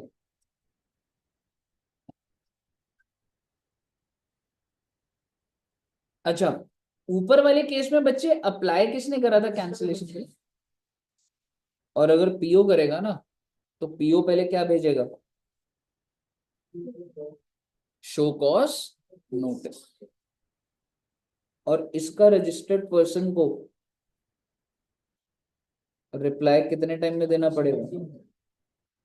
If PO is satisfied he will drop the cancellation. If PO is not satisfied, cancellation order कितने टाइम में आना? आपको इतना बात ध्यान रखना, चाहे कोई भी अप्लाई करे कैंसिलेशन के लिए, 30 डेज के अंदर पीओ को एक्ट कर। अगर आप खुद आगे रजिस्ट्रेशन कैंसिल मेरे को 30 डेज में करना, मेरे को आपकी दुकान में परेशानी लग रहा है, पहले तो शो कॉज नोटिस दूंगा, आपको 7 डेज दूंगा, और आपके नोटिस जब मुझे आपका जब रिप्लाई मिल जाएगा, स्टिल आई हैव 30। क्लियर है बच्चे? 30 डेज के अंदर मुझे करना है, तो मैं उसके बाद अगर क्या कह रहे हैं एक बार, नहीं 7 डेज के अंदर ही करना है वो तो तेरे को। नहीं नहीं, टोटल। सर रिप्लाई नहीं करा तो फिर तो उसके बाद ऐसा कुछ लिखा नहीं हुआ, पर लॉजिकली अगर बोलूं तो 7 डेज बाद ही 30 काउंट होना चाहिए। मतलब मैंने जब दिया, देखिए उसके 7 डेज का टाइम है, उसके बाद ही जब उसके इसमें 30 हो रहा है, जब रिप्लाई दे रहा है, तो नॉर्मल में भी 30 उसमें ही हो। ठीक है, अब मेरी बात ध्यान से सुनिएगा। क्या ये शो कॉज नोटिस इस वजह से हो सकता है कि अरे भैया तुमने तो जीएसटीआर रिटर्न ही नहीं भरी, हो सकता है ना। और अगर ये रजिस्टर्ड पर्सन सारी रिटर्न भर दे तो मैं प्रोसीडिंग ड्रॉप कर दूंगा। तो ये कह रहे, when instead of replying the show cause notice he has not replied, registered person has made good all the,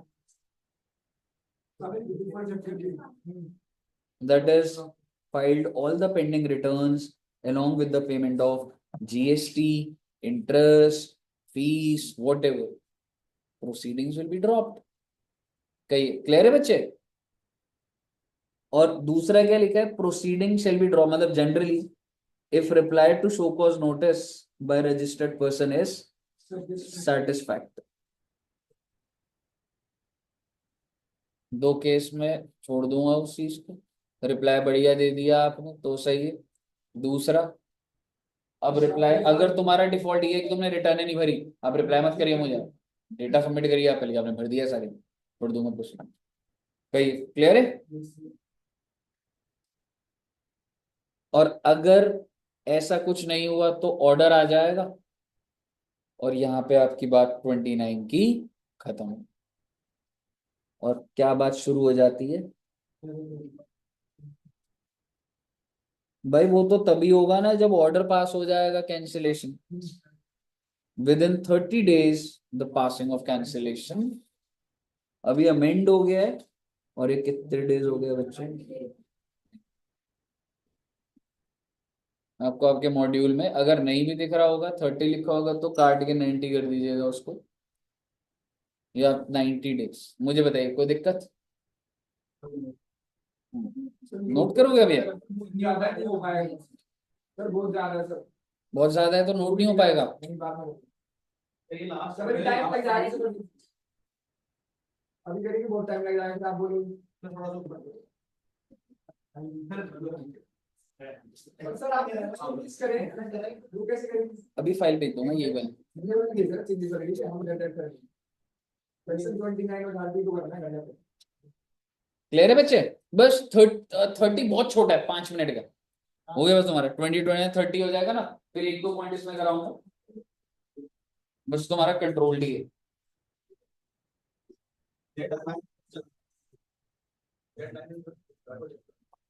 bike का पता लग गया, देखो ऐसे वो सेक्शंस बोलूंगा तो पता लग जाएगा।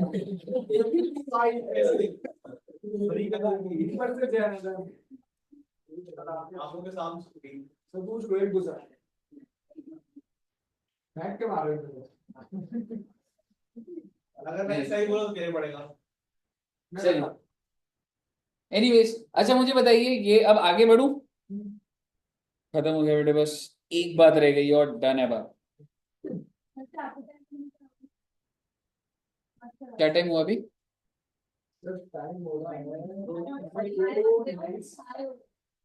क्या टाइम हो गया? तो बहुत टाइम है, 2:30 बजे ही खत्म हो जाएगा, फिर 1 घंटा कैपिटल गेन करेंगे, 1 घंटा अकाउंट्स करेंगे, बस फिर अपने अपने घर चले जाएंगे।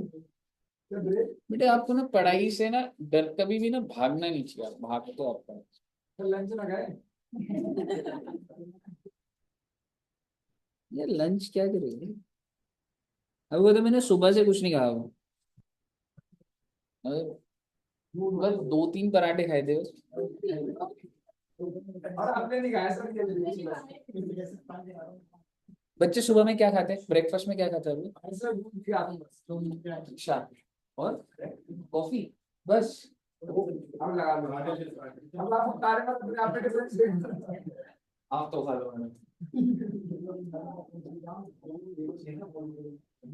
आइए, सेक्शन 30 क्या है बच्चे? Revocation of cancellation. भाई रेवोकेशन होता है, सर जी ये जो ऑर्डर है उसको वापस कर दीजिए सर। पहले मैं थ्योरेटिकल बात बताऊंगा आपको। बहुत अच्छा सिंपल वर्ड्स में लिखा हुआ है, पहले प्रोसीजर देख लेते हैं फिर ऊपर एक टेक्निकल बात है। In case where registration is cancelled suo motu by the PO, the taxable person can apply within how many days?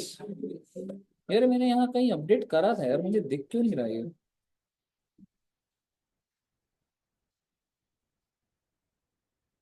जो फाइल, पता नहीं।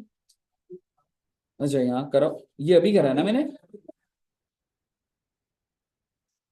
अपडेट वाली फाइल देना sir.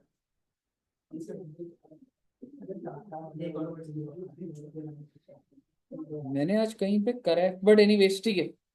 In how many days? 90 days of the service of cancellation order requesting for revoking the cancellation order. However, before applying, person shall make good all the defaults. तो basically suppose करो अगर आपका order आ गया and you are cancelled, और क्यों cancel हुआ था? क्योंकि आपने अपनी रिटर्न्स नहीं भरी। ठीक है, तो आप मुझे बताइए, आप अप्लाई करोगे या एप्लीकेशन के साथ साथ आपको अपनी रिटर्न भरने के प्रूफ अटैच करने होंगे? करने के बाद your registration is cancelled because you have not filed the returns, और अब आप रिवोक कह रहे हैं, तो पहले उस चीज को ठीक तो करके आइए आप। ठीक है, तो बेसिकली आपको अगर कारण वो है रिटर्न वाला, तो यही लिख रहा है that you shall make the goods all the defaults. If satisfied, PO will revoke the cancellation order. If PO rejects the request for cancellation, he will first issue a notice to the person and give opportunity of being। तो basically आपने जो उसको वो बोला कि भाई कर दे, इसको रिवोक कर दो, अगर वो नहीं करता, स्टिल वो एक बार आपको नोटिस देगा और वो बोलेगा कि बताओ मैं क्यों ना करूं। एक अपॉर्चुनिटी ऑफ बीइंग हर्ड जरूर आपको। आपकी बात सुनेगा। मुझे बताइए, क्लियर है बच्चे? थ्योरेटिकल बात है ना। अब बस एक पॉइंट रह गया और डन है।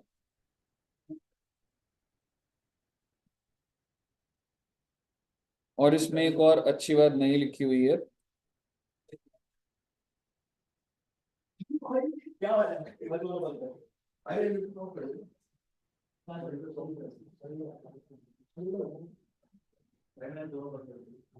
अभी भी चल रहा है, दो बटन है भाई, वो साथ में बटन है। क्यों क्यों डाल क्यों है नीचे वाला तो जाता है।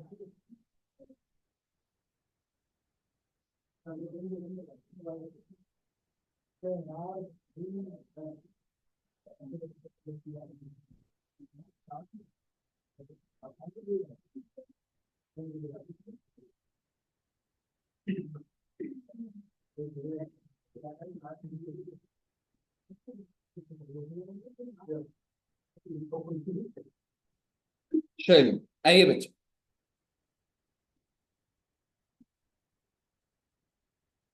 और एक बार मैं लिख देता हूँ।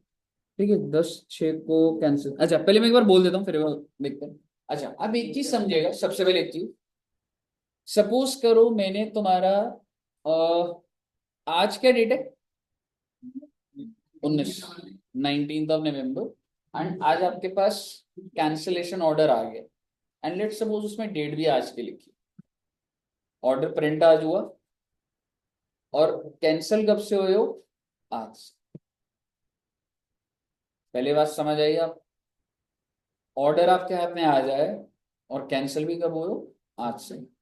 क्या आप अब इससे आगे के पीरियड की रिटर्न्स भर सकते हो? मैं पीरियड की कह रहा हूं, पुरानी डेट की रिटर्न अभी भी भर सकते हो, यस भर सकते हो, पर मैं कह रहा हूं when you are cancelled on like supposingly on 10th of June, क्या इस पीरियड की रिटर्न भर सकते हो? जब आप इस पीरियड में जिंदा ही नहीं हो तो इस पीरियड की रिटर्न कैसे भरो? मैं इस पीरियड की बात कर रहा हूं, मैं ये नहीं कह रहा कि वो वाली चीज। आपको समझ आया पहले? चलो अब आप समझिएगा। पर क्या मैं, अगर ये जो कैंसल हुआ ऑर्डर, क्या मैं इसलिए कैंसिल हुआ क्योंकि सर मैंने अप्रैल की रिटर्न नहीं भरी, मई की नहीं भरी, जून की नहीं भरी, ठीक है जून में तो मैं हूं, तो कैंसिल कर दिया, क्या मैं इस पीरियड की रिटर्न भर सकता हूं? आंसर इज समझ रहे हो? ऑर्डर आ गया, अब समझिए एक बार, मैं एक बार एग्जैक्ट धीरे धीरे पहुंच रहा हूं उस चीज पे। ऑर्डर किस दिन आया बच्चे? 10/6। मेरे को लगा यार ये तो कैंसिल हो गया क्योंकि मैं पुरानी डेट की रिटर्न नहीं भरी है।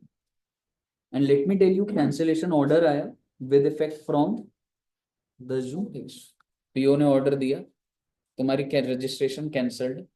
क्यों कैंसल्ड है? अप्रैल में, जून, और मान लो पुराने टाइम की भी रिटर्न नहीं भरी आपने, तो मैं बोलूं रिटर्न नहीं भर रहा था मैं इस पीरियड में, कैंसिल कर दिया था। अब आप मुझे बताइए, क्या मैं रेवोकेशन के लिए जा सकता हूँ? सुनते जाइएगा। मेरे पास 90 दिन है रेवोकेशन के लिए जाने के लिए, तो मैंने सोचा मैं 10 जुलाई को रेवोकेशन के लिए जाऊं। बट उसके लिए क्या मुझे रिटर्न्स भरनी पड़ेंगी? यस। कौन से पीरियड के रिटर्न भरने? ऑब्वियसली अप्रैल में, जून, ये इस पीरियड। क्या मैं भर सकता हूं? यस भर सकता, क्योंकि इस टाइम पे मैं जिंदा था। इवन इफ डेट आज भरूंगा, चाहे मैं रिटर्न आज भर रहा हूं, पर क्योंकि वो पीरियड है जिस टाइम पे मेरी रजिस्ट्रेशन एक्टिव थी, तो मैं भर सकता हूं उसके बाद। आपको क्लियर है? नो, सपोजिंगली थोड़ा सा गहरा जाएगी बात, और लिखी नहीं है प्लीज देखिएगा। तो 10 जुलाई को इफ आई से मैं अप्लाई कर रहा हूं फॉर रेवोकेशन, तो मैं आपको ये कह रहा हूं GSTR of April, May, June can be, clear है जी? और मैंने अप्लाई कर दिया, मैं रिवोक करने के लिए, ऑब्वियसली मेरा, मैं वो भरी रिटर्न है, पेमेंट करी, हो गया। और अब क्या हो गया, सरकार ने मेरी बात मान भी ली 10/8/23 को। हाँ, कैंसिलेशन स्टैंड्स रिवोक, मेरी बात मान, यही होगी ना कहानी। अब सवाल ये है कि इस पीरियड से लेके इस पीरियड तक मुझे अपनी रिटर्न भरनी होगी। अब वैसे तो मैं पहले तो भर ही नहीं सकता था, 10 जून जब मैं कैंसल्ड ही था तो मैं इस पीरियड भर ही नहीं सकता था। पर अब जब मेरा कैंसिलेशन वो हो गया, रिवोक्ड हो गया, तो ये पीरियड की return is to be filed. कोई बात नहीं, अगर वो रिवोक हो गया मतलब आप कभी कैंसिल हुए ही नहीं थे, चाहे नील भर दे तू। If cancellation is revoke that means you are never cancelled, हम वो ऑर्डर वापस लेते हैं, विच मीन्स आप इस टाइम पे एक्टिव माना जा रहे हो, चाहे नील भर दे। समझ रहे? तो basically it is to be filed within 30 days फ्रॉम 10/8/20, जब से मेरा वो रिवोक हो गया सब हो जाए। नील भर दो आप। देख, जब मैं तेरा एक एक पॉइंट ये भी समझ, ठीक है, आपकी कोई ट्रांजैक्शन नहीं है, you are cancelled, now you applied for revocation, और मैंने तेरे को, मैं मान भी गया तेरी बात, तो मैं जब उस ऑर्डर को ही काट दूंगा तो इसका मतलब तू तो कभी कैंसल्ड ही नहीं था ना। और दूसरा भाई, बिजनेस के ना और डीलिंग्स होती हैं, ठीक है? तूने बोला सर ये सब चल रहा था, मैंने किसी और आईडी से परचेस करा, नया करा, मेरा ये हो गया, तो भाई साहब कई चीजें एडजस्टमेंट हो सकती हैं चल रही, तो उस कहानी के अंदर नहीं जा सकता मैं, वो और टेक्निकल बात हो जाएगी। बट पॉइंट ये है, इस पीरियड से इस पीरियड की डिटेल तभी भर पाओगे जब तुम्हारा कैंसिल वापस रिवोक हो जाएगा।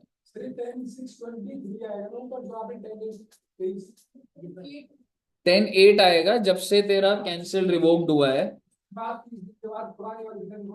देख, जिस दिन से तेरे को छूट मिल गई कि अरे भाई हमसे गलती हो गई, तो कौन से दिन से है वो? 10/8/23। क्लियर है? यहां तक क्लियर है आपको? अब मैं एक छोटा सा चेंज कर रहा हूं। तुम अप्रैल में, जून में रिटर्न नहीं भर रहे थे, पीओ परेशान हो गया, और पीओ ने बोला तेरे को तो बेटे मैं पुरानी डेट से कैंसिल कर दूंगा। तो आप मुझे बताइए, पुरानी डेट से कैंसिल होने का मतलब पता है क्या है? 1/4/23 से बंद कर दिया मैंने आपको। क्यों? पीओ के पास पावर नहीं है पावर। अब आप भर पाएंगे? अब आप एक तो परेशान हो गए, मैं पुरानी डेट से कैंसिल। अब बात आती है रेवोकेशन की। रेवोकेशन में कहता है कि रिटर्न अगर नहीं भरी तो भरो। भर सकते हैं आप रिटर्न? नहीं भर सकते, आप जिंदा ही नहीं हो इसके बाद से। तो फिर 90 दिन में नहीं करेगी। वो 90 दिन, 90 दिन, वो तो 90, हाँ ठीक है 90 दिन ही है। मतलब क्या? जैसे कर लिया वो रिटर्न पहले तो ऑर्डर से लेगा ना, ऑर्डर से लेगा। जब से ऑर्डर है तो उस दिन से 90 दिन के अंदर तू अप्लाई कर सकता है ना। ठीक है ना, ऑर्डर डेट से 90 दिन तेरे को मैं राइट दूंगा ना, तू अप्लाई कर दे रेवोकेशन पे। तो आप समझिए कि एक ऑप्शन तो ये था कि भाई जिस दिन ऑर्डर आया उसी दिन कैंसिल, और दूसरा क्या है, ऑर्डर तो आ जाया पर कैंसिल पुरानी डेट से कर दूंगा तेरे। अब मुझे बताओ, क्या तुम 1/4/23 से लेके 10/6/23 के रिटर्न जीएसटीआर भर पाओगे? Not at all. पर इससे पहले जो हमने आईटीसी लिया था उसको वो सारी तो बहुत कॉम्प्लिकेटेड कहानी हो जाएगी। पर सर ये वो जो आपके सवाल है वो सब वैलिड है, पर मैं अभी पहले ये प्रोसेस तो बता दूं। ऐसे थोड़ा ना इतने सारे लोग लगे होते हैं जीएसटी के अंदर। अब क्या लग रहा है प्रोसीजर आसान है किसी की कैंसिल कराना और वो करना? कितनी प्रोक्योरमेंट्स है, कितना बिक रहा है, कितना ब्रांच में, मैंने कहा दुकान बंद हो रही है ब्रांच में भेज दिया दूसरी वाली में। तो करोड़ों बातें होती हैं ऐसे। मुद्दे की बात यह है कि क्या इस पीरियड से इसमें रिटर्न भर पाऊंगा? नहीं भर पाऊंगा। रेवोकेशन के लिए अप्लाई कर दूंगा, हो जाएगा। क्योंकि जब भाई पुराने से सब मेरे को भरने, सरकार बोल रही है कि पहले ठीक करो। सर मैं ठीक करने जा रहा हूँ, ऑप्शन ही नहीं आ रहा कि मैं रजिस्टर्ड ही नहीं हूँ उस डेट से। 1/4 से ही खत्म कर दिया ना मेरे को तो बेसिकली फिर मैंने रेवोकेशन करा सो आई कैन अप्लाई, एंड मैं जीत गया केस। तो अब आप मुझे बताइए कितना पीरियड का रिटर्न पेंडिंग हो गया? सर 1/4 से 10 एग्जैक्ट। आपको ये एरो समझ आना चाहिए। तो इसका मतलब 1/4/23 से लेके 10/8/23 तक ये आपको फाइल करना होगा विद इन 30 डेज फ्रॉम 10/8। समझ गए ना? ये चार्ट मैंने इंपॉर्टेंट बना दिया आपको। ऊपर की तरफ कैसे लिखा मुझे भी पता नहीं है, पर मैंने इसलिए पूरा बना दी। कहने का मतलब ये है भाई, अगर आज से कैंसिल हो ना तो इससे पहले की पीरियड की तो रिटर्न भरी जाएगी, लेकिन इसके बाद का तुम पीरियड सिलेक्ट ही नहीं कर पाओगे। तुम नवंबर में कैंसल्ड हो, तुम कह रहे हो मुझे दिसंबर की भरनी है, कैसी बात कर रहे हो आप? तुम नवंबर में कैंसल्ड हो, हाँ अगस्त की भरनी है, भर लो आप। समझ रहे हो?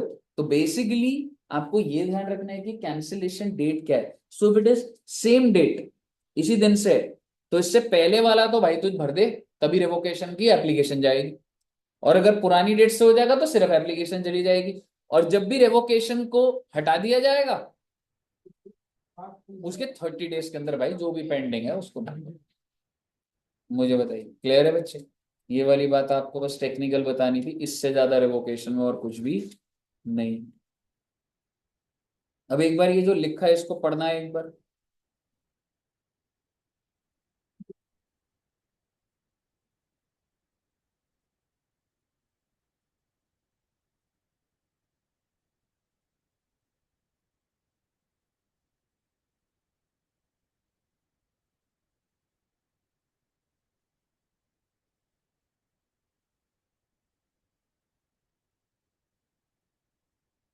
तो कह रहे हैं नोटिस कब आया इसको,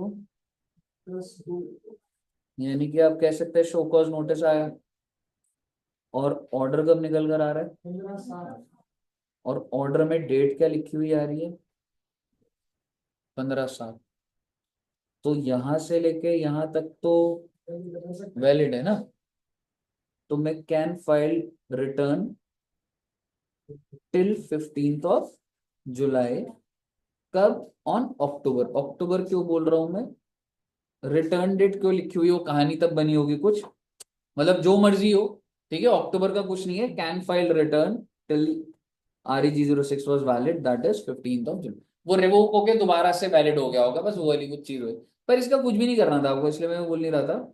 लॉजिकली क्या है, can file the return till 15th of July. इससे ज्यादा मेरे को क्या करना।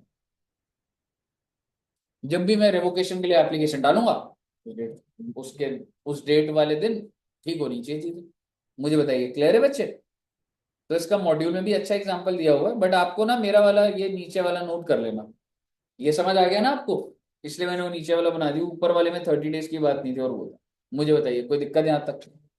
Very very very good. तो सर जी फाइल भेज देता हूं मैं। एक दो छोटे छोटे पॉइंट करने की और हिम्मत है? कोई बात नहीं बेटा। हमारे नाम में नहीं है। जब आपकी हिम्मत खत्म हो जाए, क्या हमारी क्या है, नाम में भी नहीं है। नो में यस है, ऐसे और बोल दिया नो सर, एकदम से बोल भी दिया आपने नो सर। छोटा सा पॉइंट बेटे, मैं तो कुछ बोलूंगा भी नहीं। क्या लिखा हुआ है आप बताइए? सर किस कौन सेक्शन का है? 25 के अंदर होता है। आपको एक चीज बता रहा हूँ, जैसे हमारी बात हो रही थी सर इतनी सारी दुकानें, टर्नओवर ज्यादा है, रजिस्ट्रेशन नहीं ले रहे। हाँ तो ठीक है ना, अगर जिस दिन पीओ दुकान पर आ गया, आप खुद तो पहुंच नहीं रहे रजिस्ट्रेशन लेने, ऐसा हो सकता है जीएसटी ऑफिसर आ जाए और वो बोलेगा ये ले पकड़ नंबर भाई, पकड़ में आ गया तू। उसी टाइम नंबर देगा, उस नंबर को परमानेंट नहीं बोलूंगा, टेम्पररी बोलूंगा, और उसके अंदर लिखा होगा अब इतने दिन बाद अपने आप अप्लाई कर लियो, पकड़ में आ गया। हो सकता है आप उस बात से एग्री करो, हो सकता है ना करो। अगर अग्री कर गए तो चुपचाप चले जाओ रजिस्ट्रेशन लेने, नहीं गए तो अपील कर लो। यही सारी बातें लिखी हुई हैं। सबसे पहले आप पहला पैराग्राफ पढ़िए, मेरे बोलने लायक कुछ ऐसा है नहीं, पढ़िएगा एक बार। तो है क्या बच्चे, मतलब रजिस्टर्ड पर्सन जा रहा है या पीओ आ रहा है?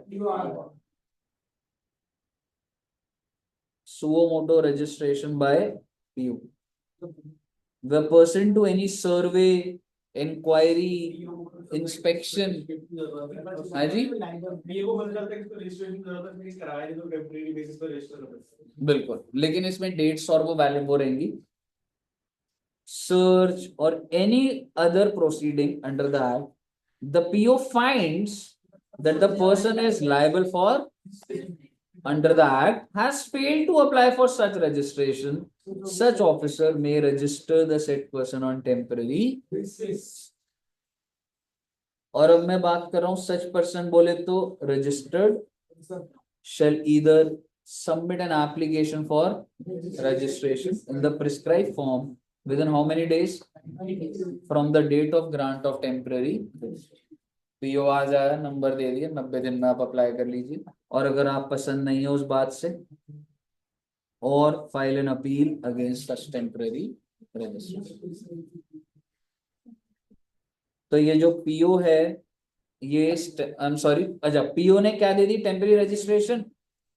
अब रजिस्टर्ड पर्सन के ऊपर है, या तो वो अप्लाई कर देगा 90 डेज के अंदर, या तो वो अपील अगर उसके फेवर में चली गई तो बच गया, और अगर उसके अगेंस्ट चली गई तो वो चुपचाप अप्लाई कर दे। From the within how many days from the date of order of adjudicating authority. वही जो कोर्ट के अंदर जो जजेस और वो होता है, पर इसको क्या बोला जाता है, एडजुडिकेटिंग।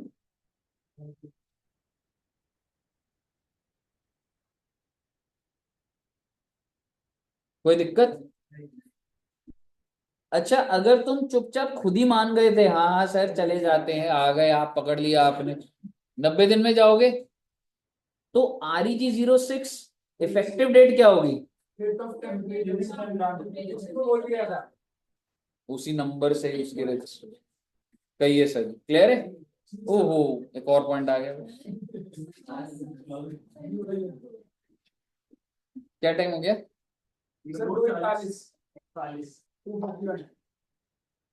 यार देखो, या तो कैपिटलाइज करेंगे, पर अभी 2-4 मिनट सुन लो वैसे ही। क्या?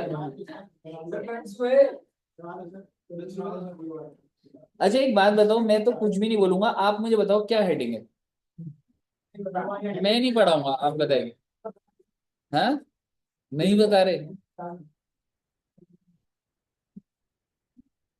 कौन से कॉलेज से हो आप बेटे?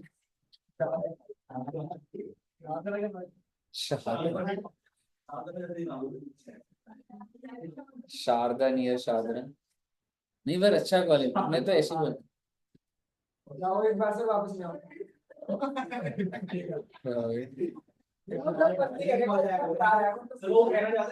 कवर अप अच्छा कर लेते हो। नहीं सर, बढ़िया है सर, सिटी है पूरी अंदर बढ़िया। सिटी है पूरी अंदर, अच्छा कॉलेज है। हाँ सर, एडमिशन कैसे मिला तेरे को? बियॉन्ड बाउंड्रीज, उसकी tag line sir, beyond boundaries. Beyond boundaries, beyond boundaries. Double display पे आ रही है। अच्छा,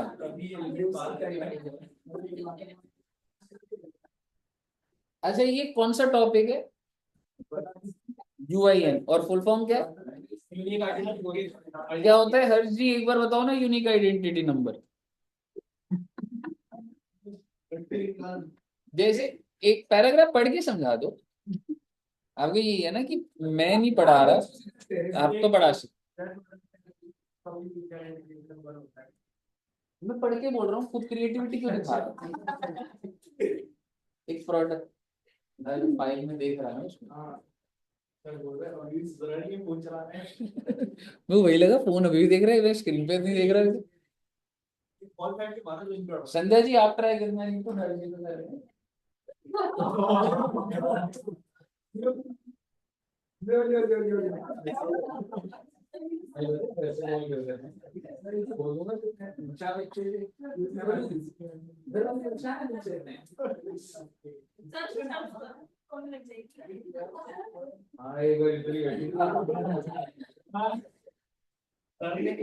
वो दो दिन में कुछ बोला नहीं मैंने, क्या हो गए?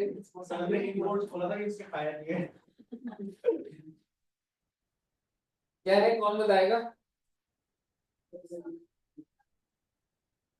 बता दो, नोटिफाइड सप्लायर गुड्स को ना, उसको एक रिफंड क्लेम करने के लिए एक नंबर दिया जाता है। देखो जो एम्बेसीज वाले होते हैं ना, जैसे इसमें लिखा होगा, लिखा है एम्बेसीज का नाम? कुछ नहीं लिखा है। देखो ये जो एम्बेसीज और कॉन्सुलेट्स होते हैं ना, यूएनओ, हमने देखा है चाणक्य कुछ में एम्बेसीज हैं। सर आपको क्या लग रहा है, वो एम्बेसीज अगर कुछ सर्विसेज दे रही हैं गवर्नमेंट को वीजा लगाने के लिए, अगर आपको यूएस जाने तो यूएस की एम्बेसी के पास जाना पड़ता है ना, वो कुछ फीस लेते हैं, क्या लग रहा है वो जीएसटी चार्ज करते हैं? एम्बेसीज के ऊपर जीएसटी नहीं लगाते, करते नहीं करते मेरा मैटर नहीं है अभी, पर वैसे नहीं करते, एग्जेम्प्ट होता है। पर आप मुझे बताइए, उस वो एम्बेसी कई चीजें रिसीव कर रही है नहीं कर रही? वो अपने ऑफिस में एसी लगा रहे हैं, फैन लगा रहे हैं, टीवी लगा रहे हैं, और वो जब प्रोक्योर करते होंगे तो जो भी दुकानदार है उनको बेचता होगा, जीएसटी चार्ज करता होगा। एम्बेसी कह रहा है भाई हम जो बेच रहे हैं वो तो सरकार तुमने एग्जेम्प्ट कर दिया, पर मैं इतनी सारी प्रोक्योरमेंट्स कर रहा हूँ, उस पर जीएसटी लगा हुआ है और वो मेरी कॉस्ट बन रही है। तो सरकार ने बोला आप घबराइए मत, आप सिर्फ डिटेल रखिएगा आपने क्या क्या परचेज करा, क्या क्या जीएसटी दिया, हम आपको वापस कर देंगे। उसके लिए आप रजिस्टर हो जाइए, और रजिस्ट्रेशन नंबर को क्या बोला जा रहा है? Unique identity number. UIN is needed, unique identity number is needed, किस लिए चाहिए बच्चे? Claiming of taxes paid on notified supply of goods और services received by them, procurement से, इनपुट से, and for such other person as may be notified. UN granted is centralise UN, तो basically state wise नहीं होता, centralise होता है, ये अलग चलता है इसका। It shall be applicable to the territory of India. A person having UIN is considered not a registered person and hence not a taxable, क्योंकि उन लोग को रजिस्टर करने का पर्पस ये नहीं है कि मैं उनका ट्रैक रखूं क्या बेच रहे हैं और वो है, ठीक है ना, वो है कि भाई तुम प्रोक्योर करो तो मैं रिफंड दे दूंगा, और वो हाई एंड मतलब वो होते हैं। Issue of certificate to a person having UIN, कितने दिन के अंदर अंदर आप अप्लाई करिए, 3 दिन में आपके पास यूआईएन नंबर आ जाए। मुझे बताइए कोई दिक्कत? इसको आप मॉड्यूल से भी रीड कर लेना, इसमें एक आध पॉइंट कम लिखा हुआ है कि जब आप रिफंड करते हैं तो रिफंड क्लेम भी सबमिट करना होता है, सिर्फ इतना, ठीक है? तो इसको आप जस्ट रीड कर लेना, एक आध पॉइंट अपने हिसाब से, थ्योरी है, ठीक है, प्योरली ऐसे ही लिखा हुआ मिलेगा तो एक आध पॉइंट ऐड करना और कर लेना। क्लियर है बच्चे? नेक्स्ट पॉइंट इज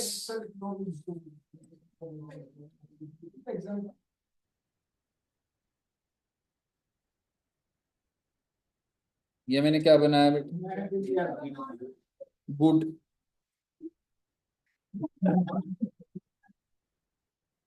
इंडिया का मैप है,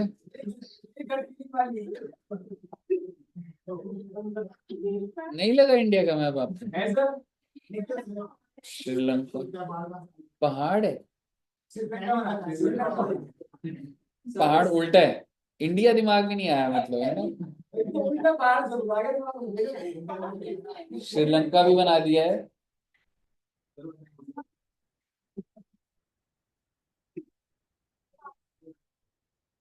क्या?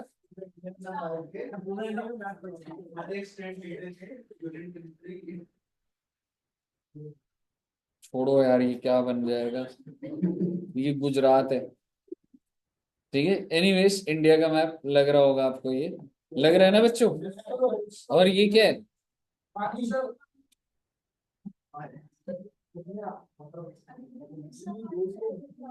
इस तरफ कौन सा है इधर? अरेबियन सी। अच्छा, ये किधर? उधर तो गोविंदपुरी है।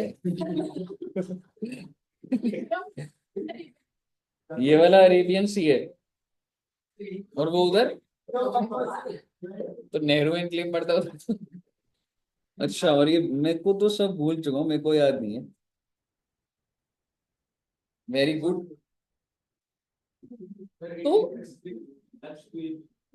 वो सब भी है इधर, किधर है?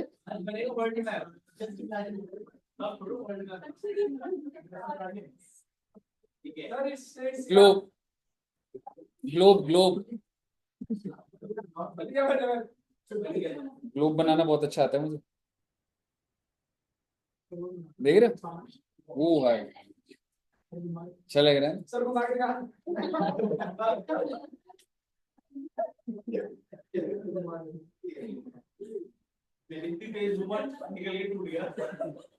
ठीक है, सो बेसिकली अगर मैं आपको बोलूं,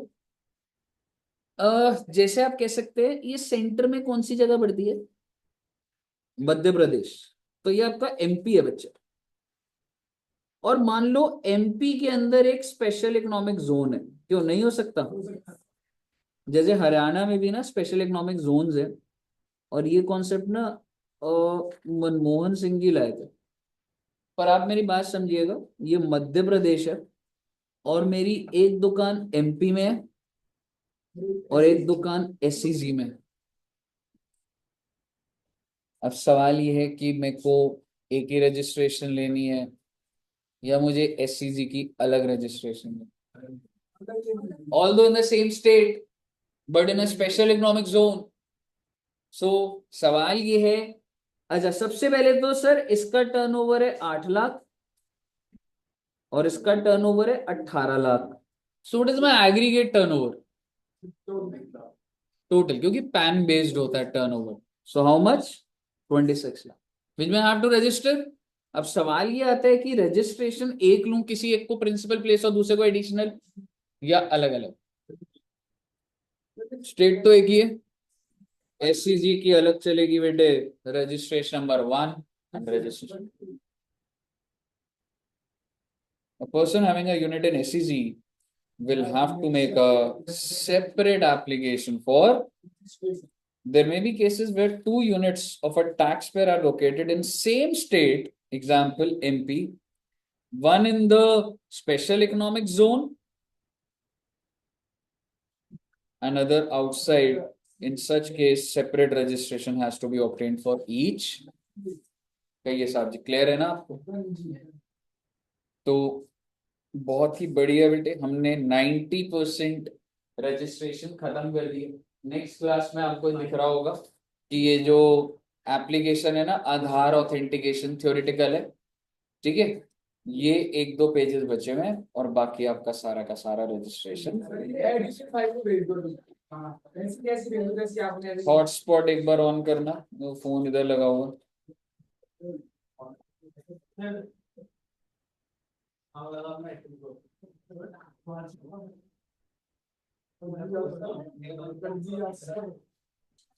आपने मैं पूछा, आपने आंसर दिया, अब तो लूंगा मैं। ऐसी किसी का दिया है ठीक है ना, निकालो बेटे कैपिटल गेन का रजिस्टर। लंच के लिए तो साढ़े तीन जाना हुआ बच्चे हो गए आज हो गए सर, आज हो गए बच्चे हो गए आज। नहीं, ये सार्थक ने बोला था, कल बोल रहा था कराओ जीएसटी ने। मैंने तो आपने बोला था 2 चैप्टर कराओगे पूरे ना है दूसरे का है करवा दूंगा। कराओ मैं क्या करूंगा हमारा कराओ देखते हैं कितना दब है कौन कितनी देर तक बैठता है हाँ? इसमें मैंने नहीं करा सभी बच्चे बैठे अच्छे हैं। मेरा अकाउंट खोल दिया इसलिए क्या करूँ मेरे को समझ नहीं आ रहा, अभी 3 बजे हैं। Capital gain practice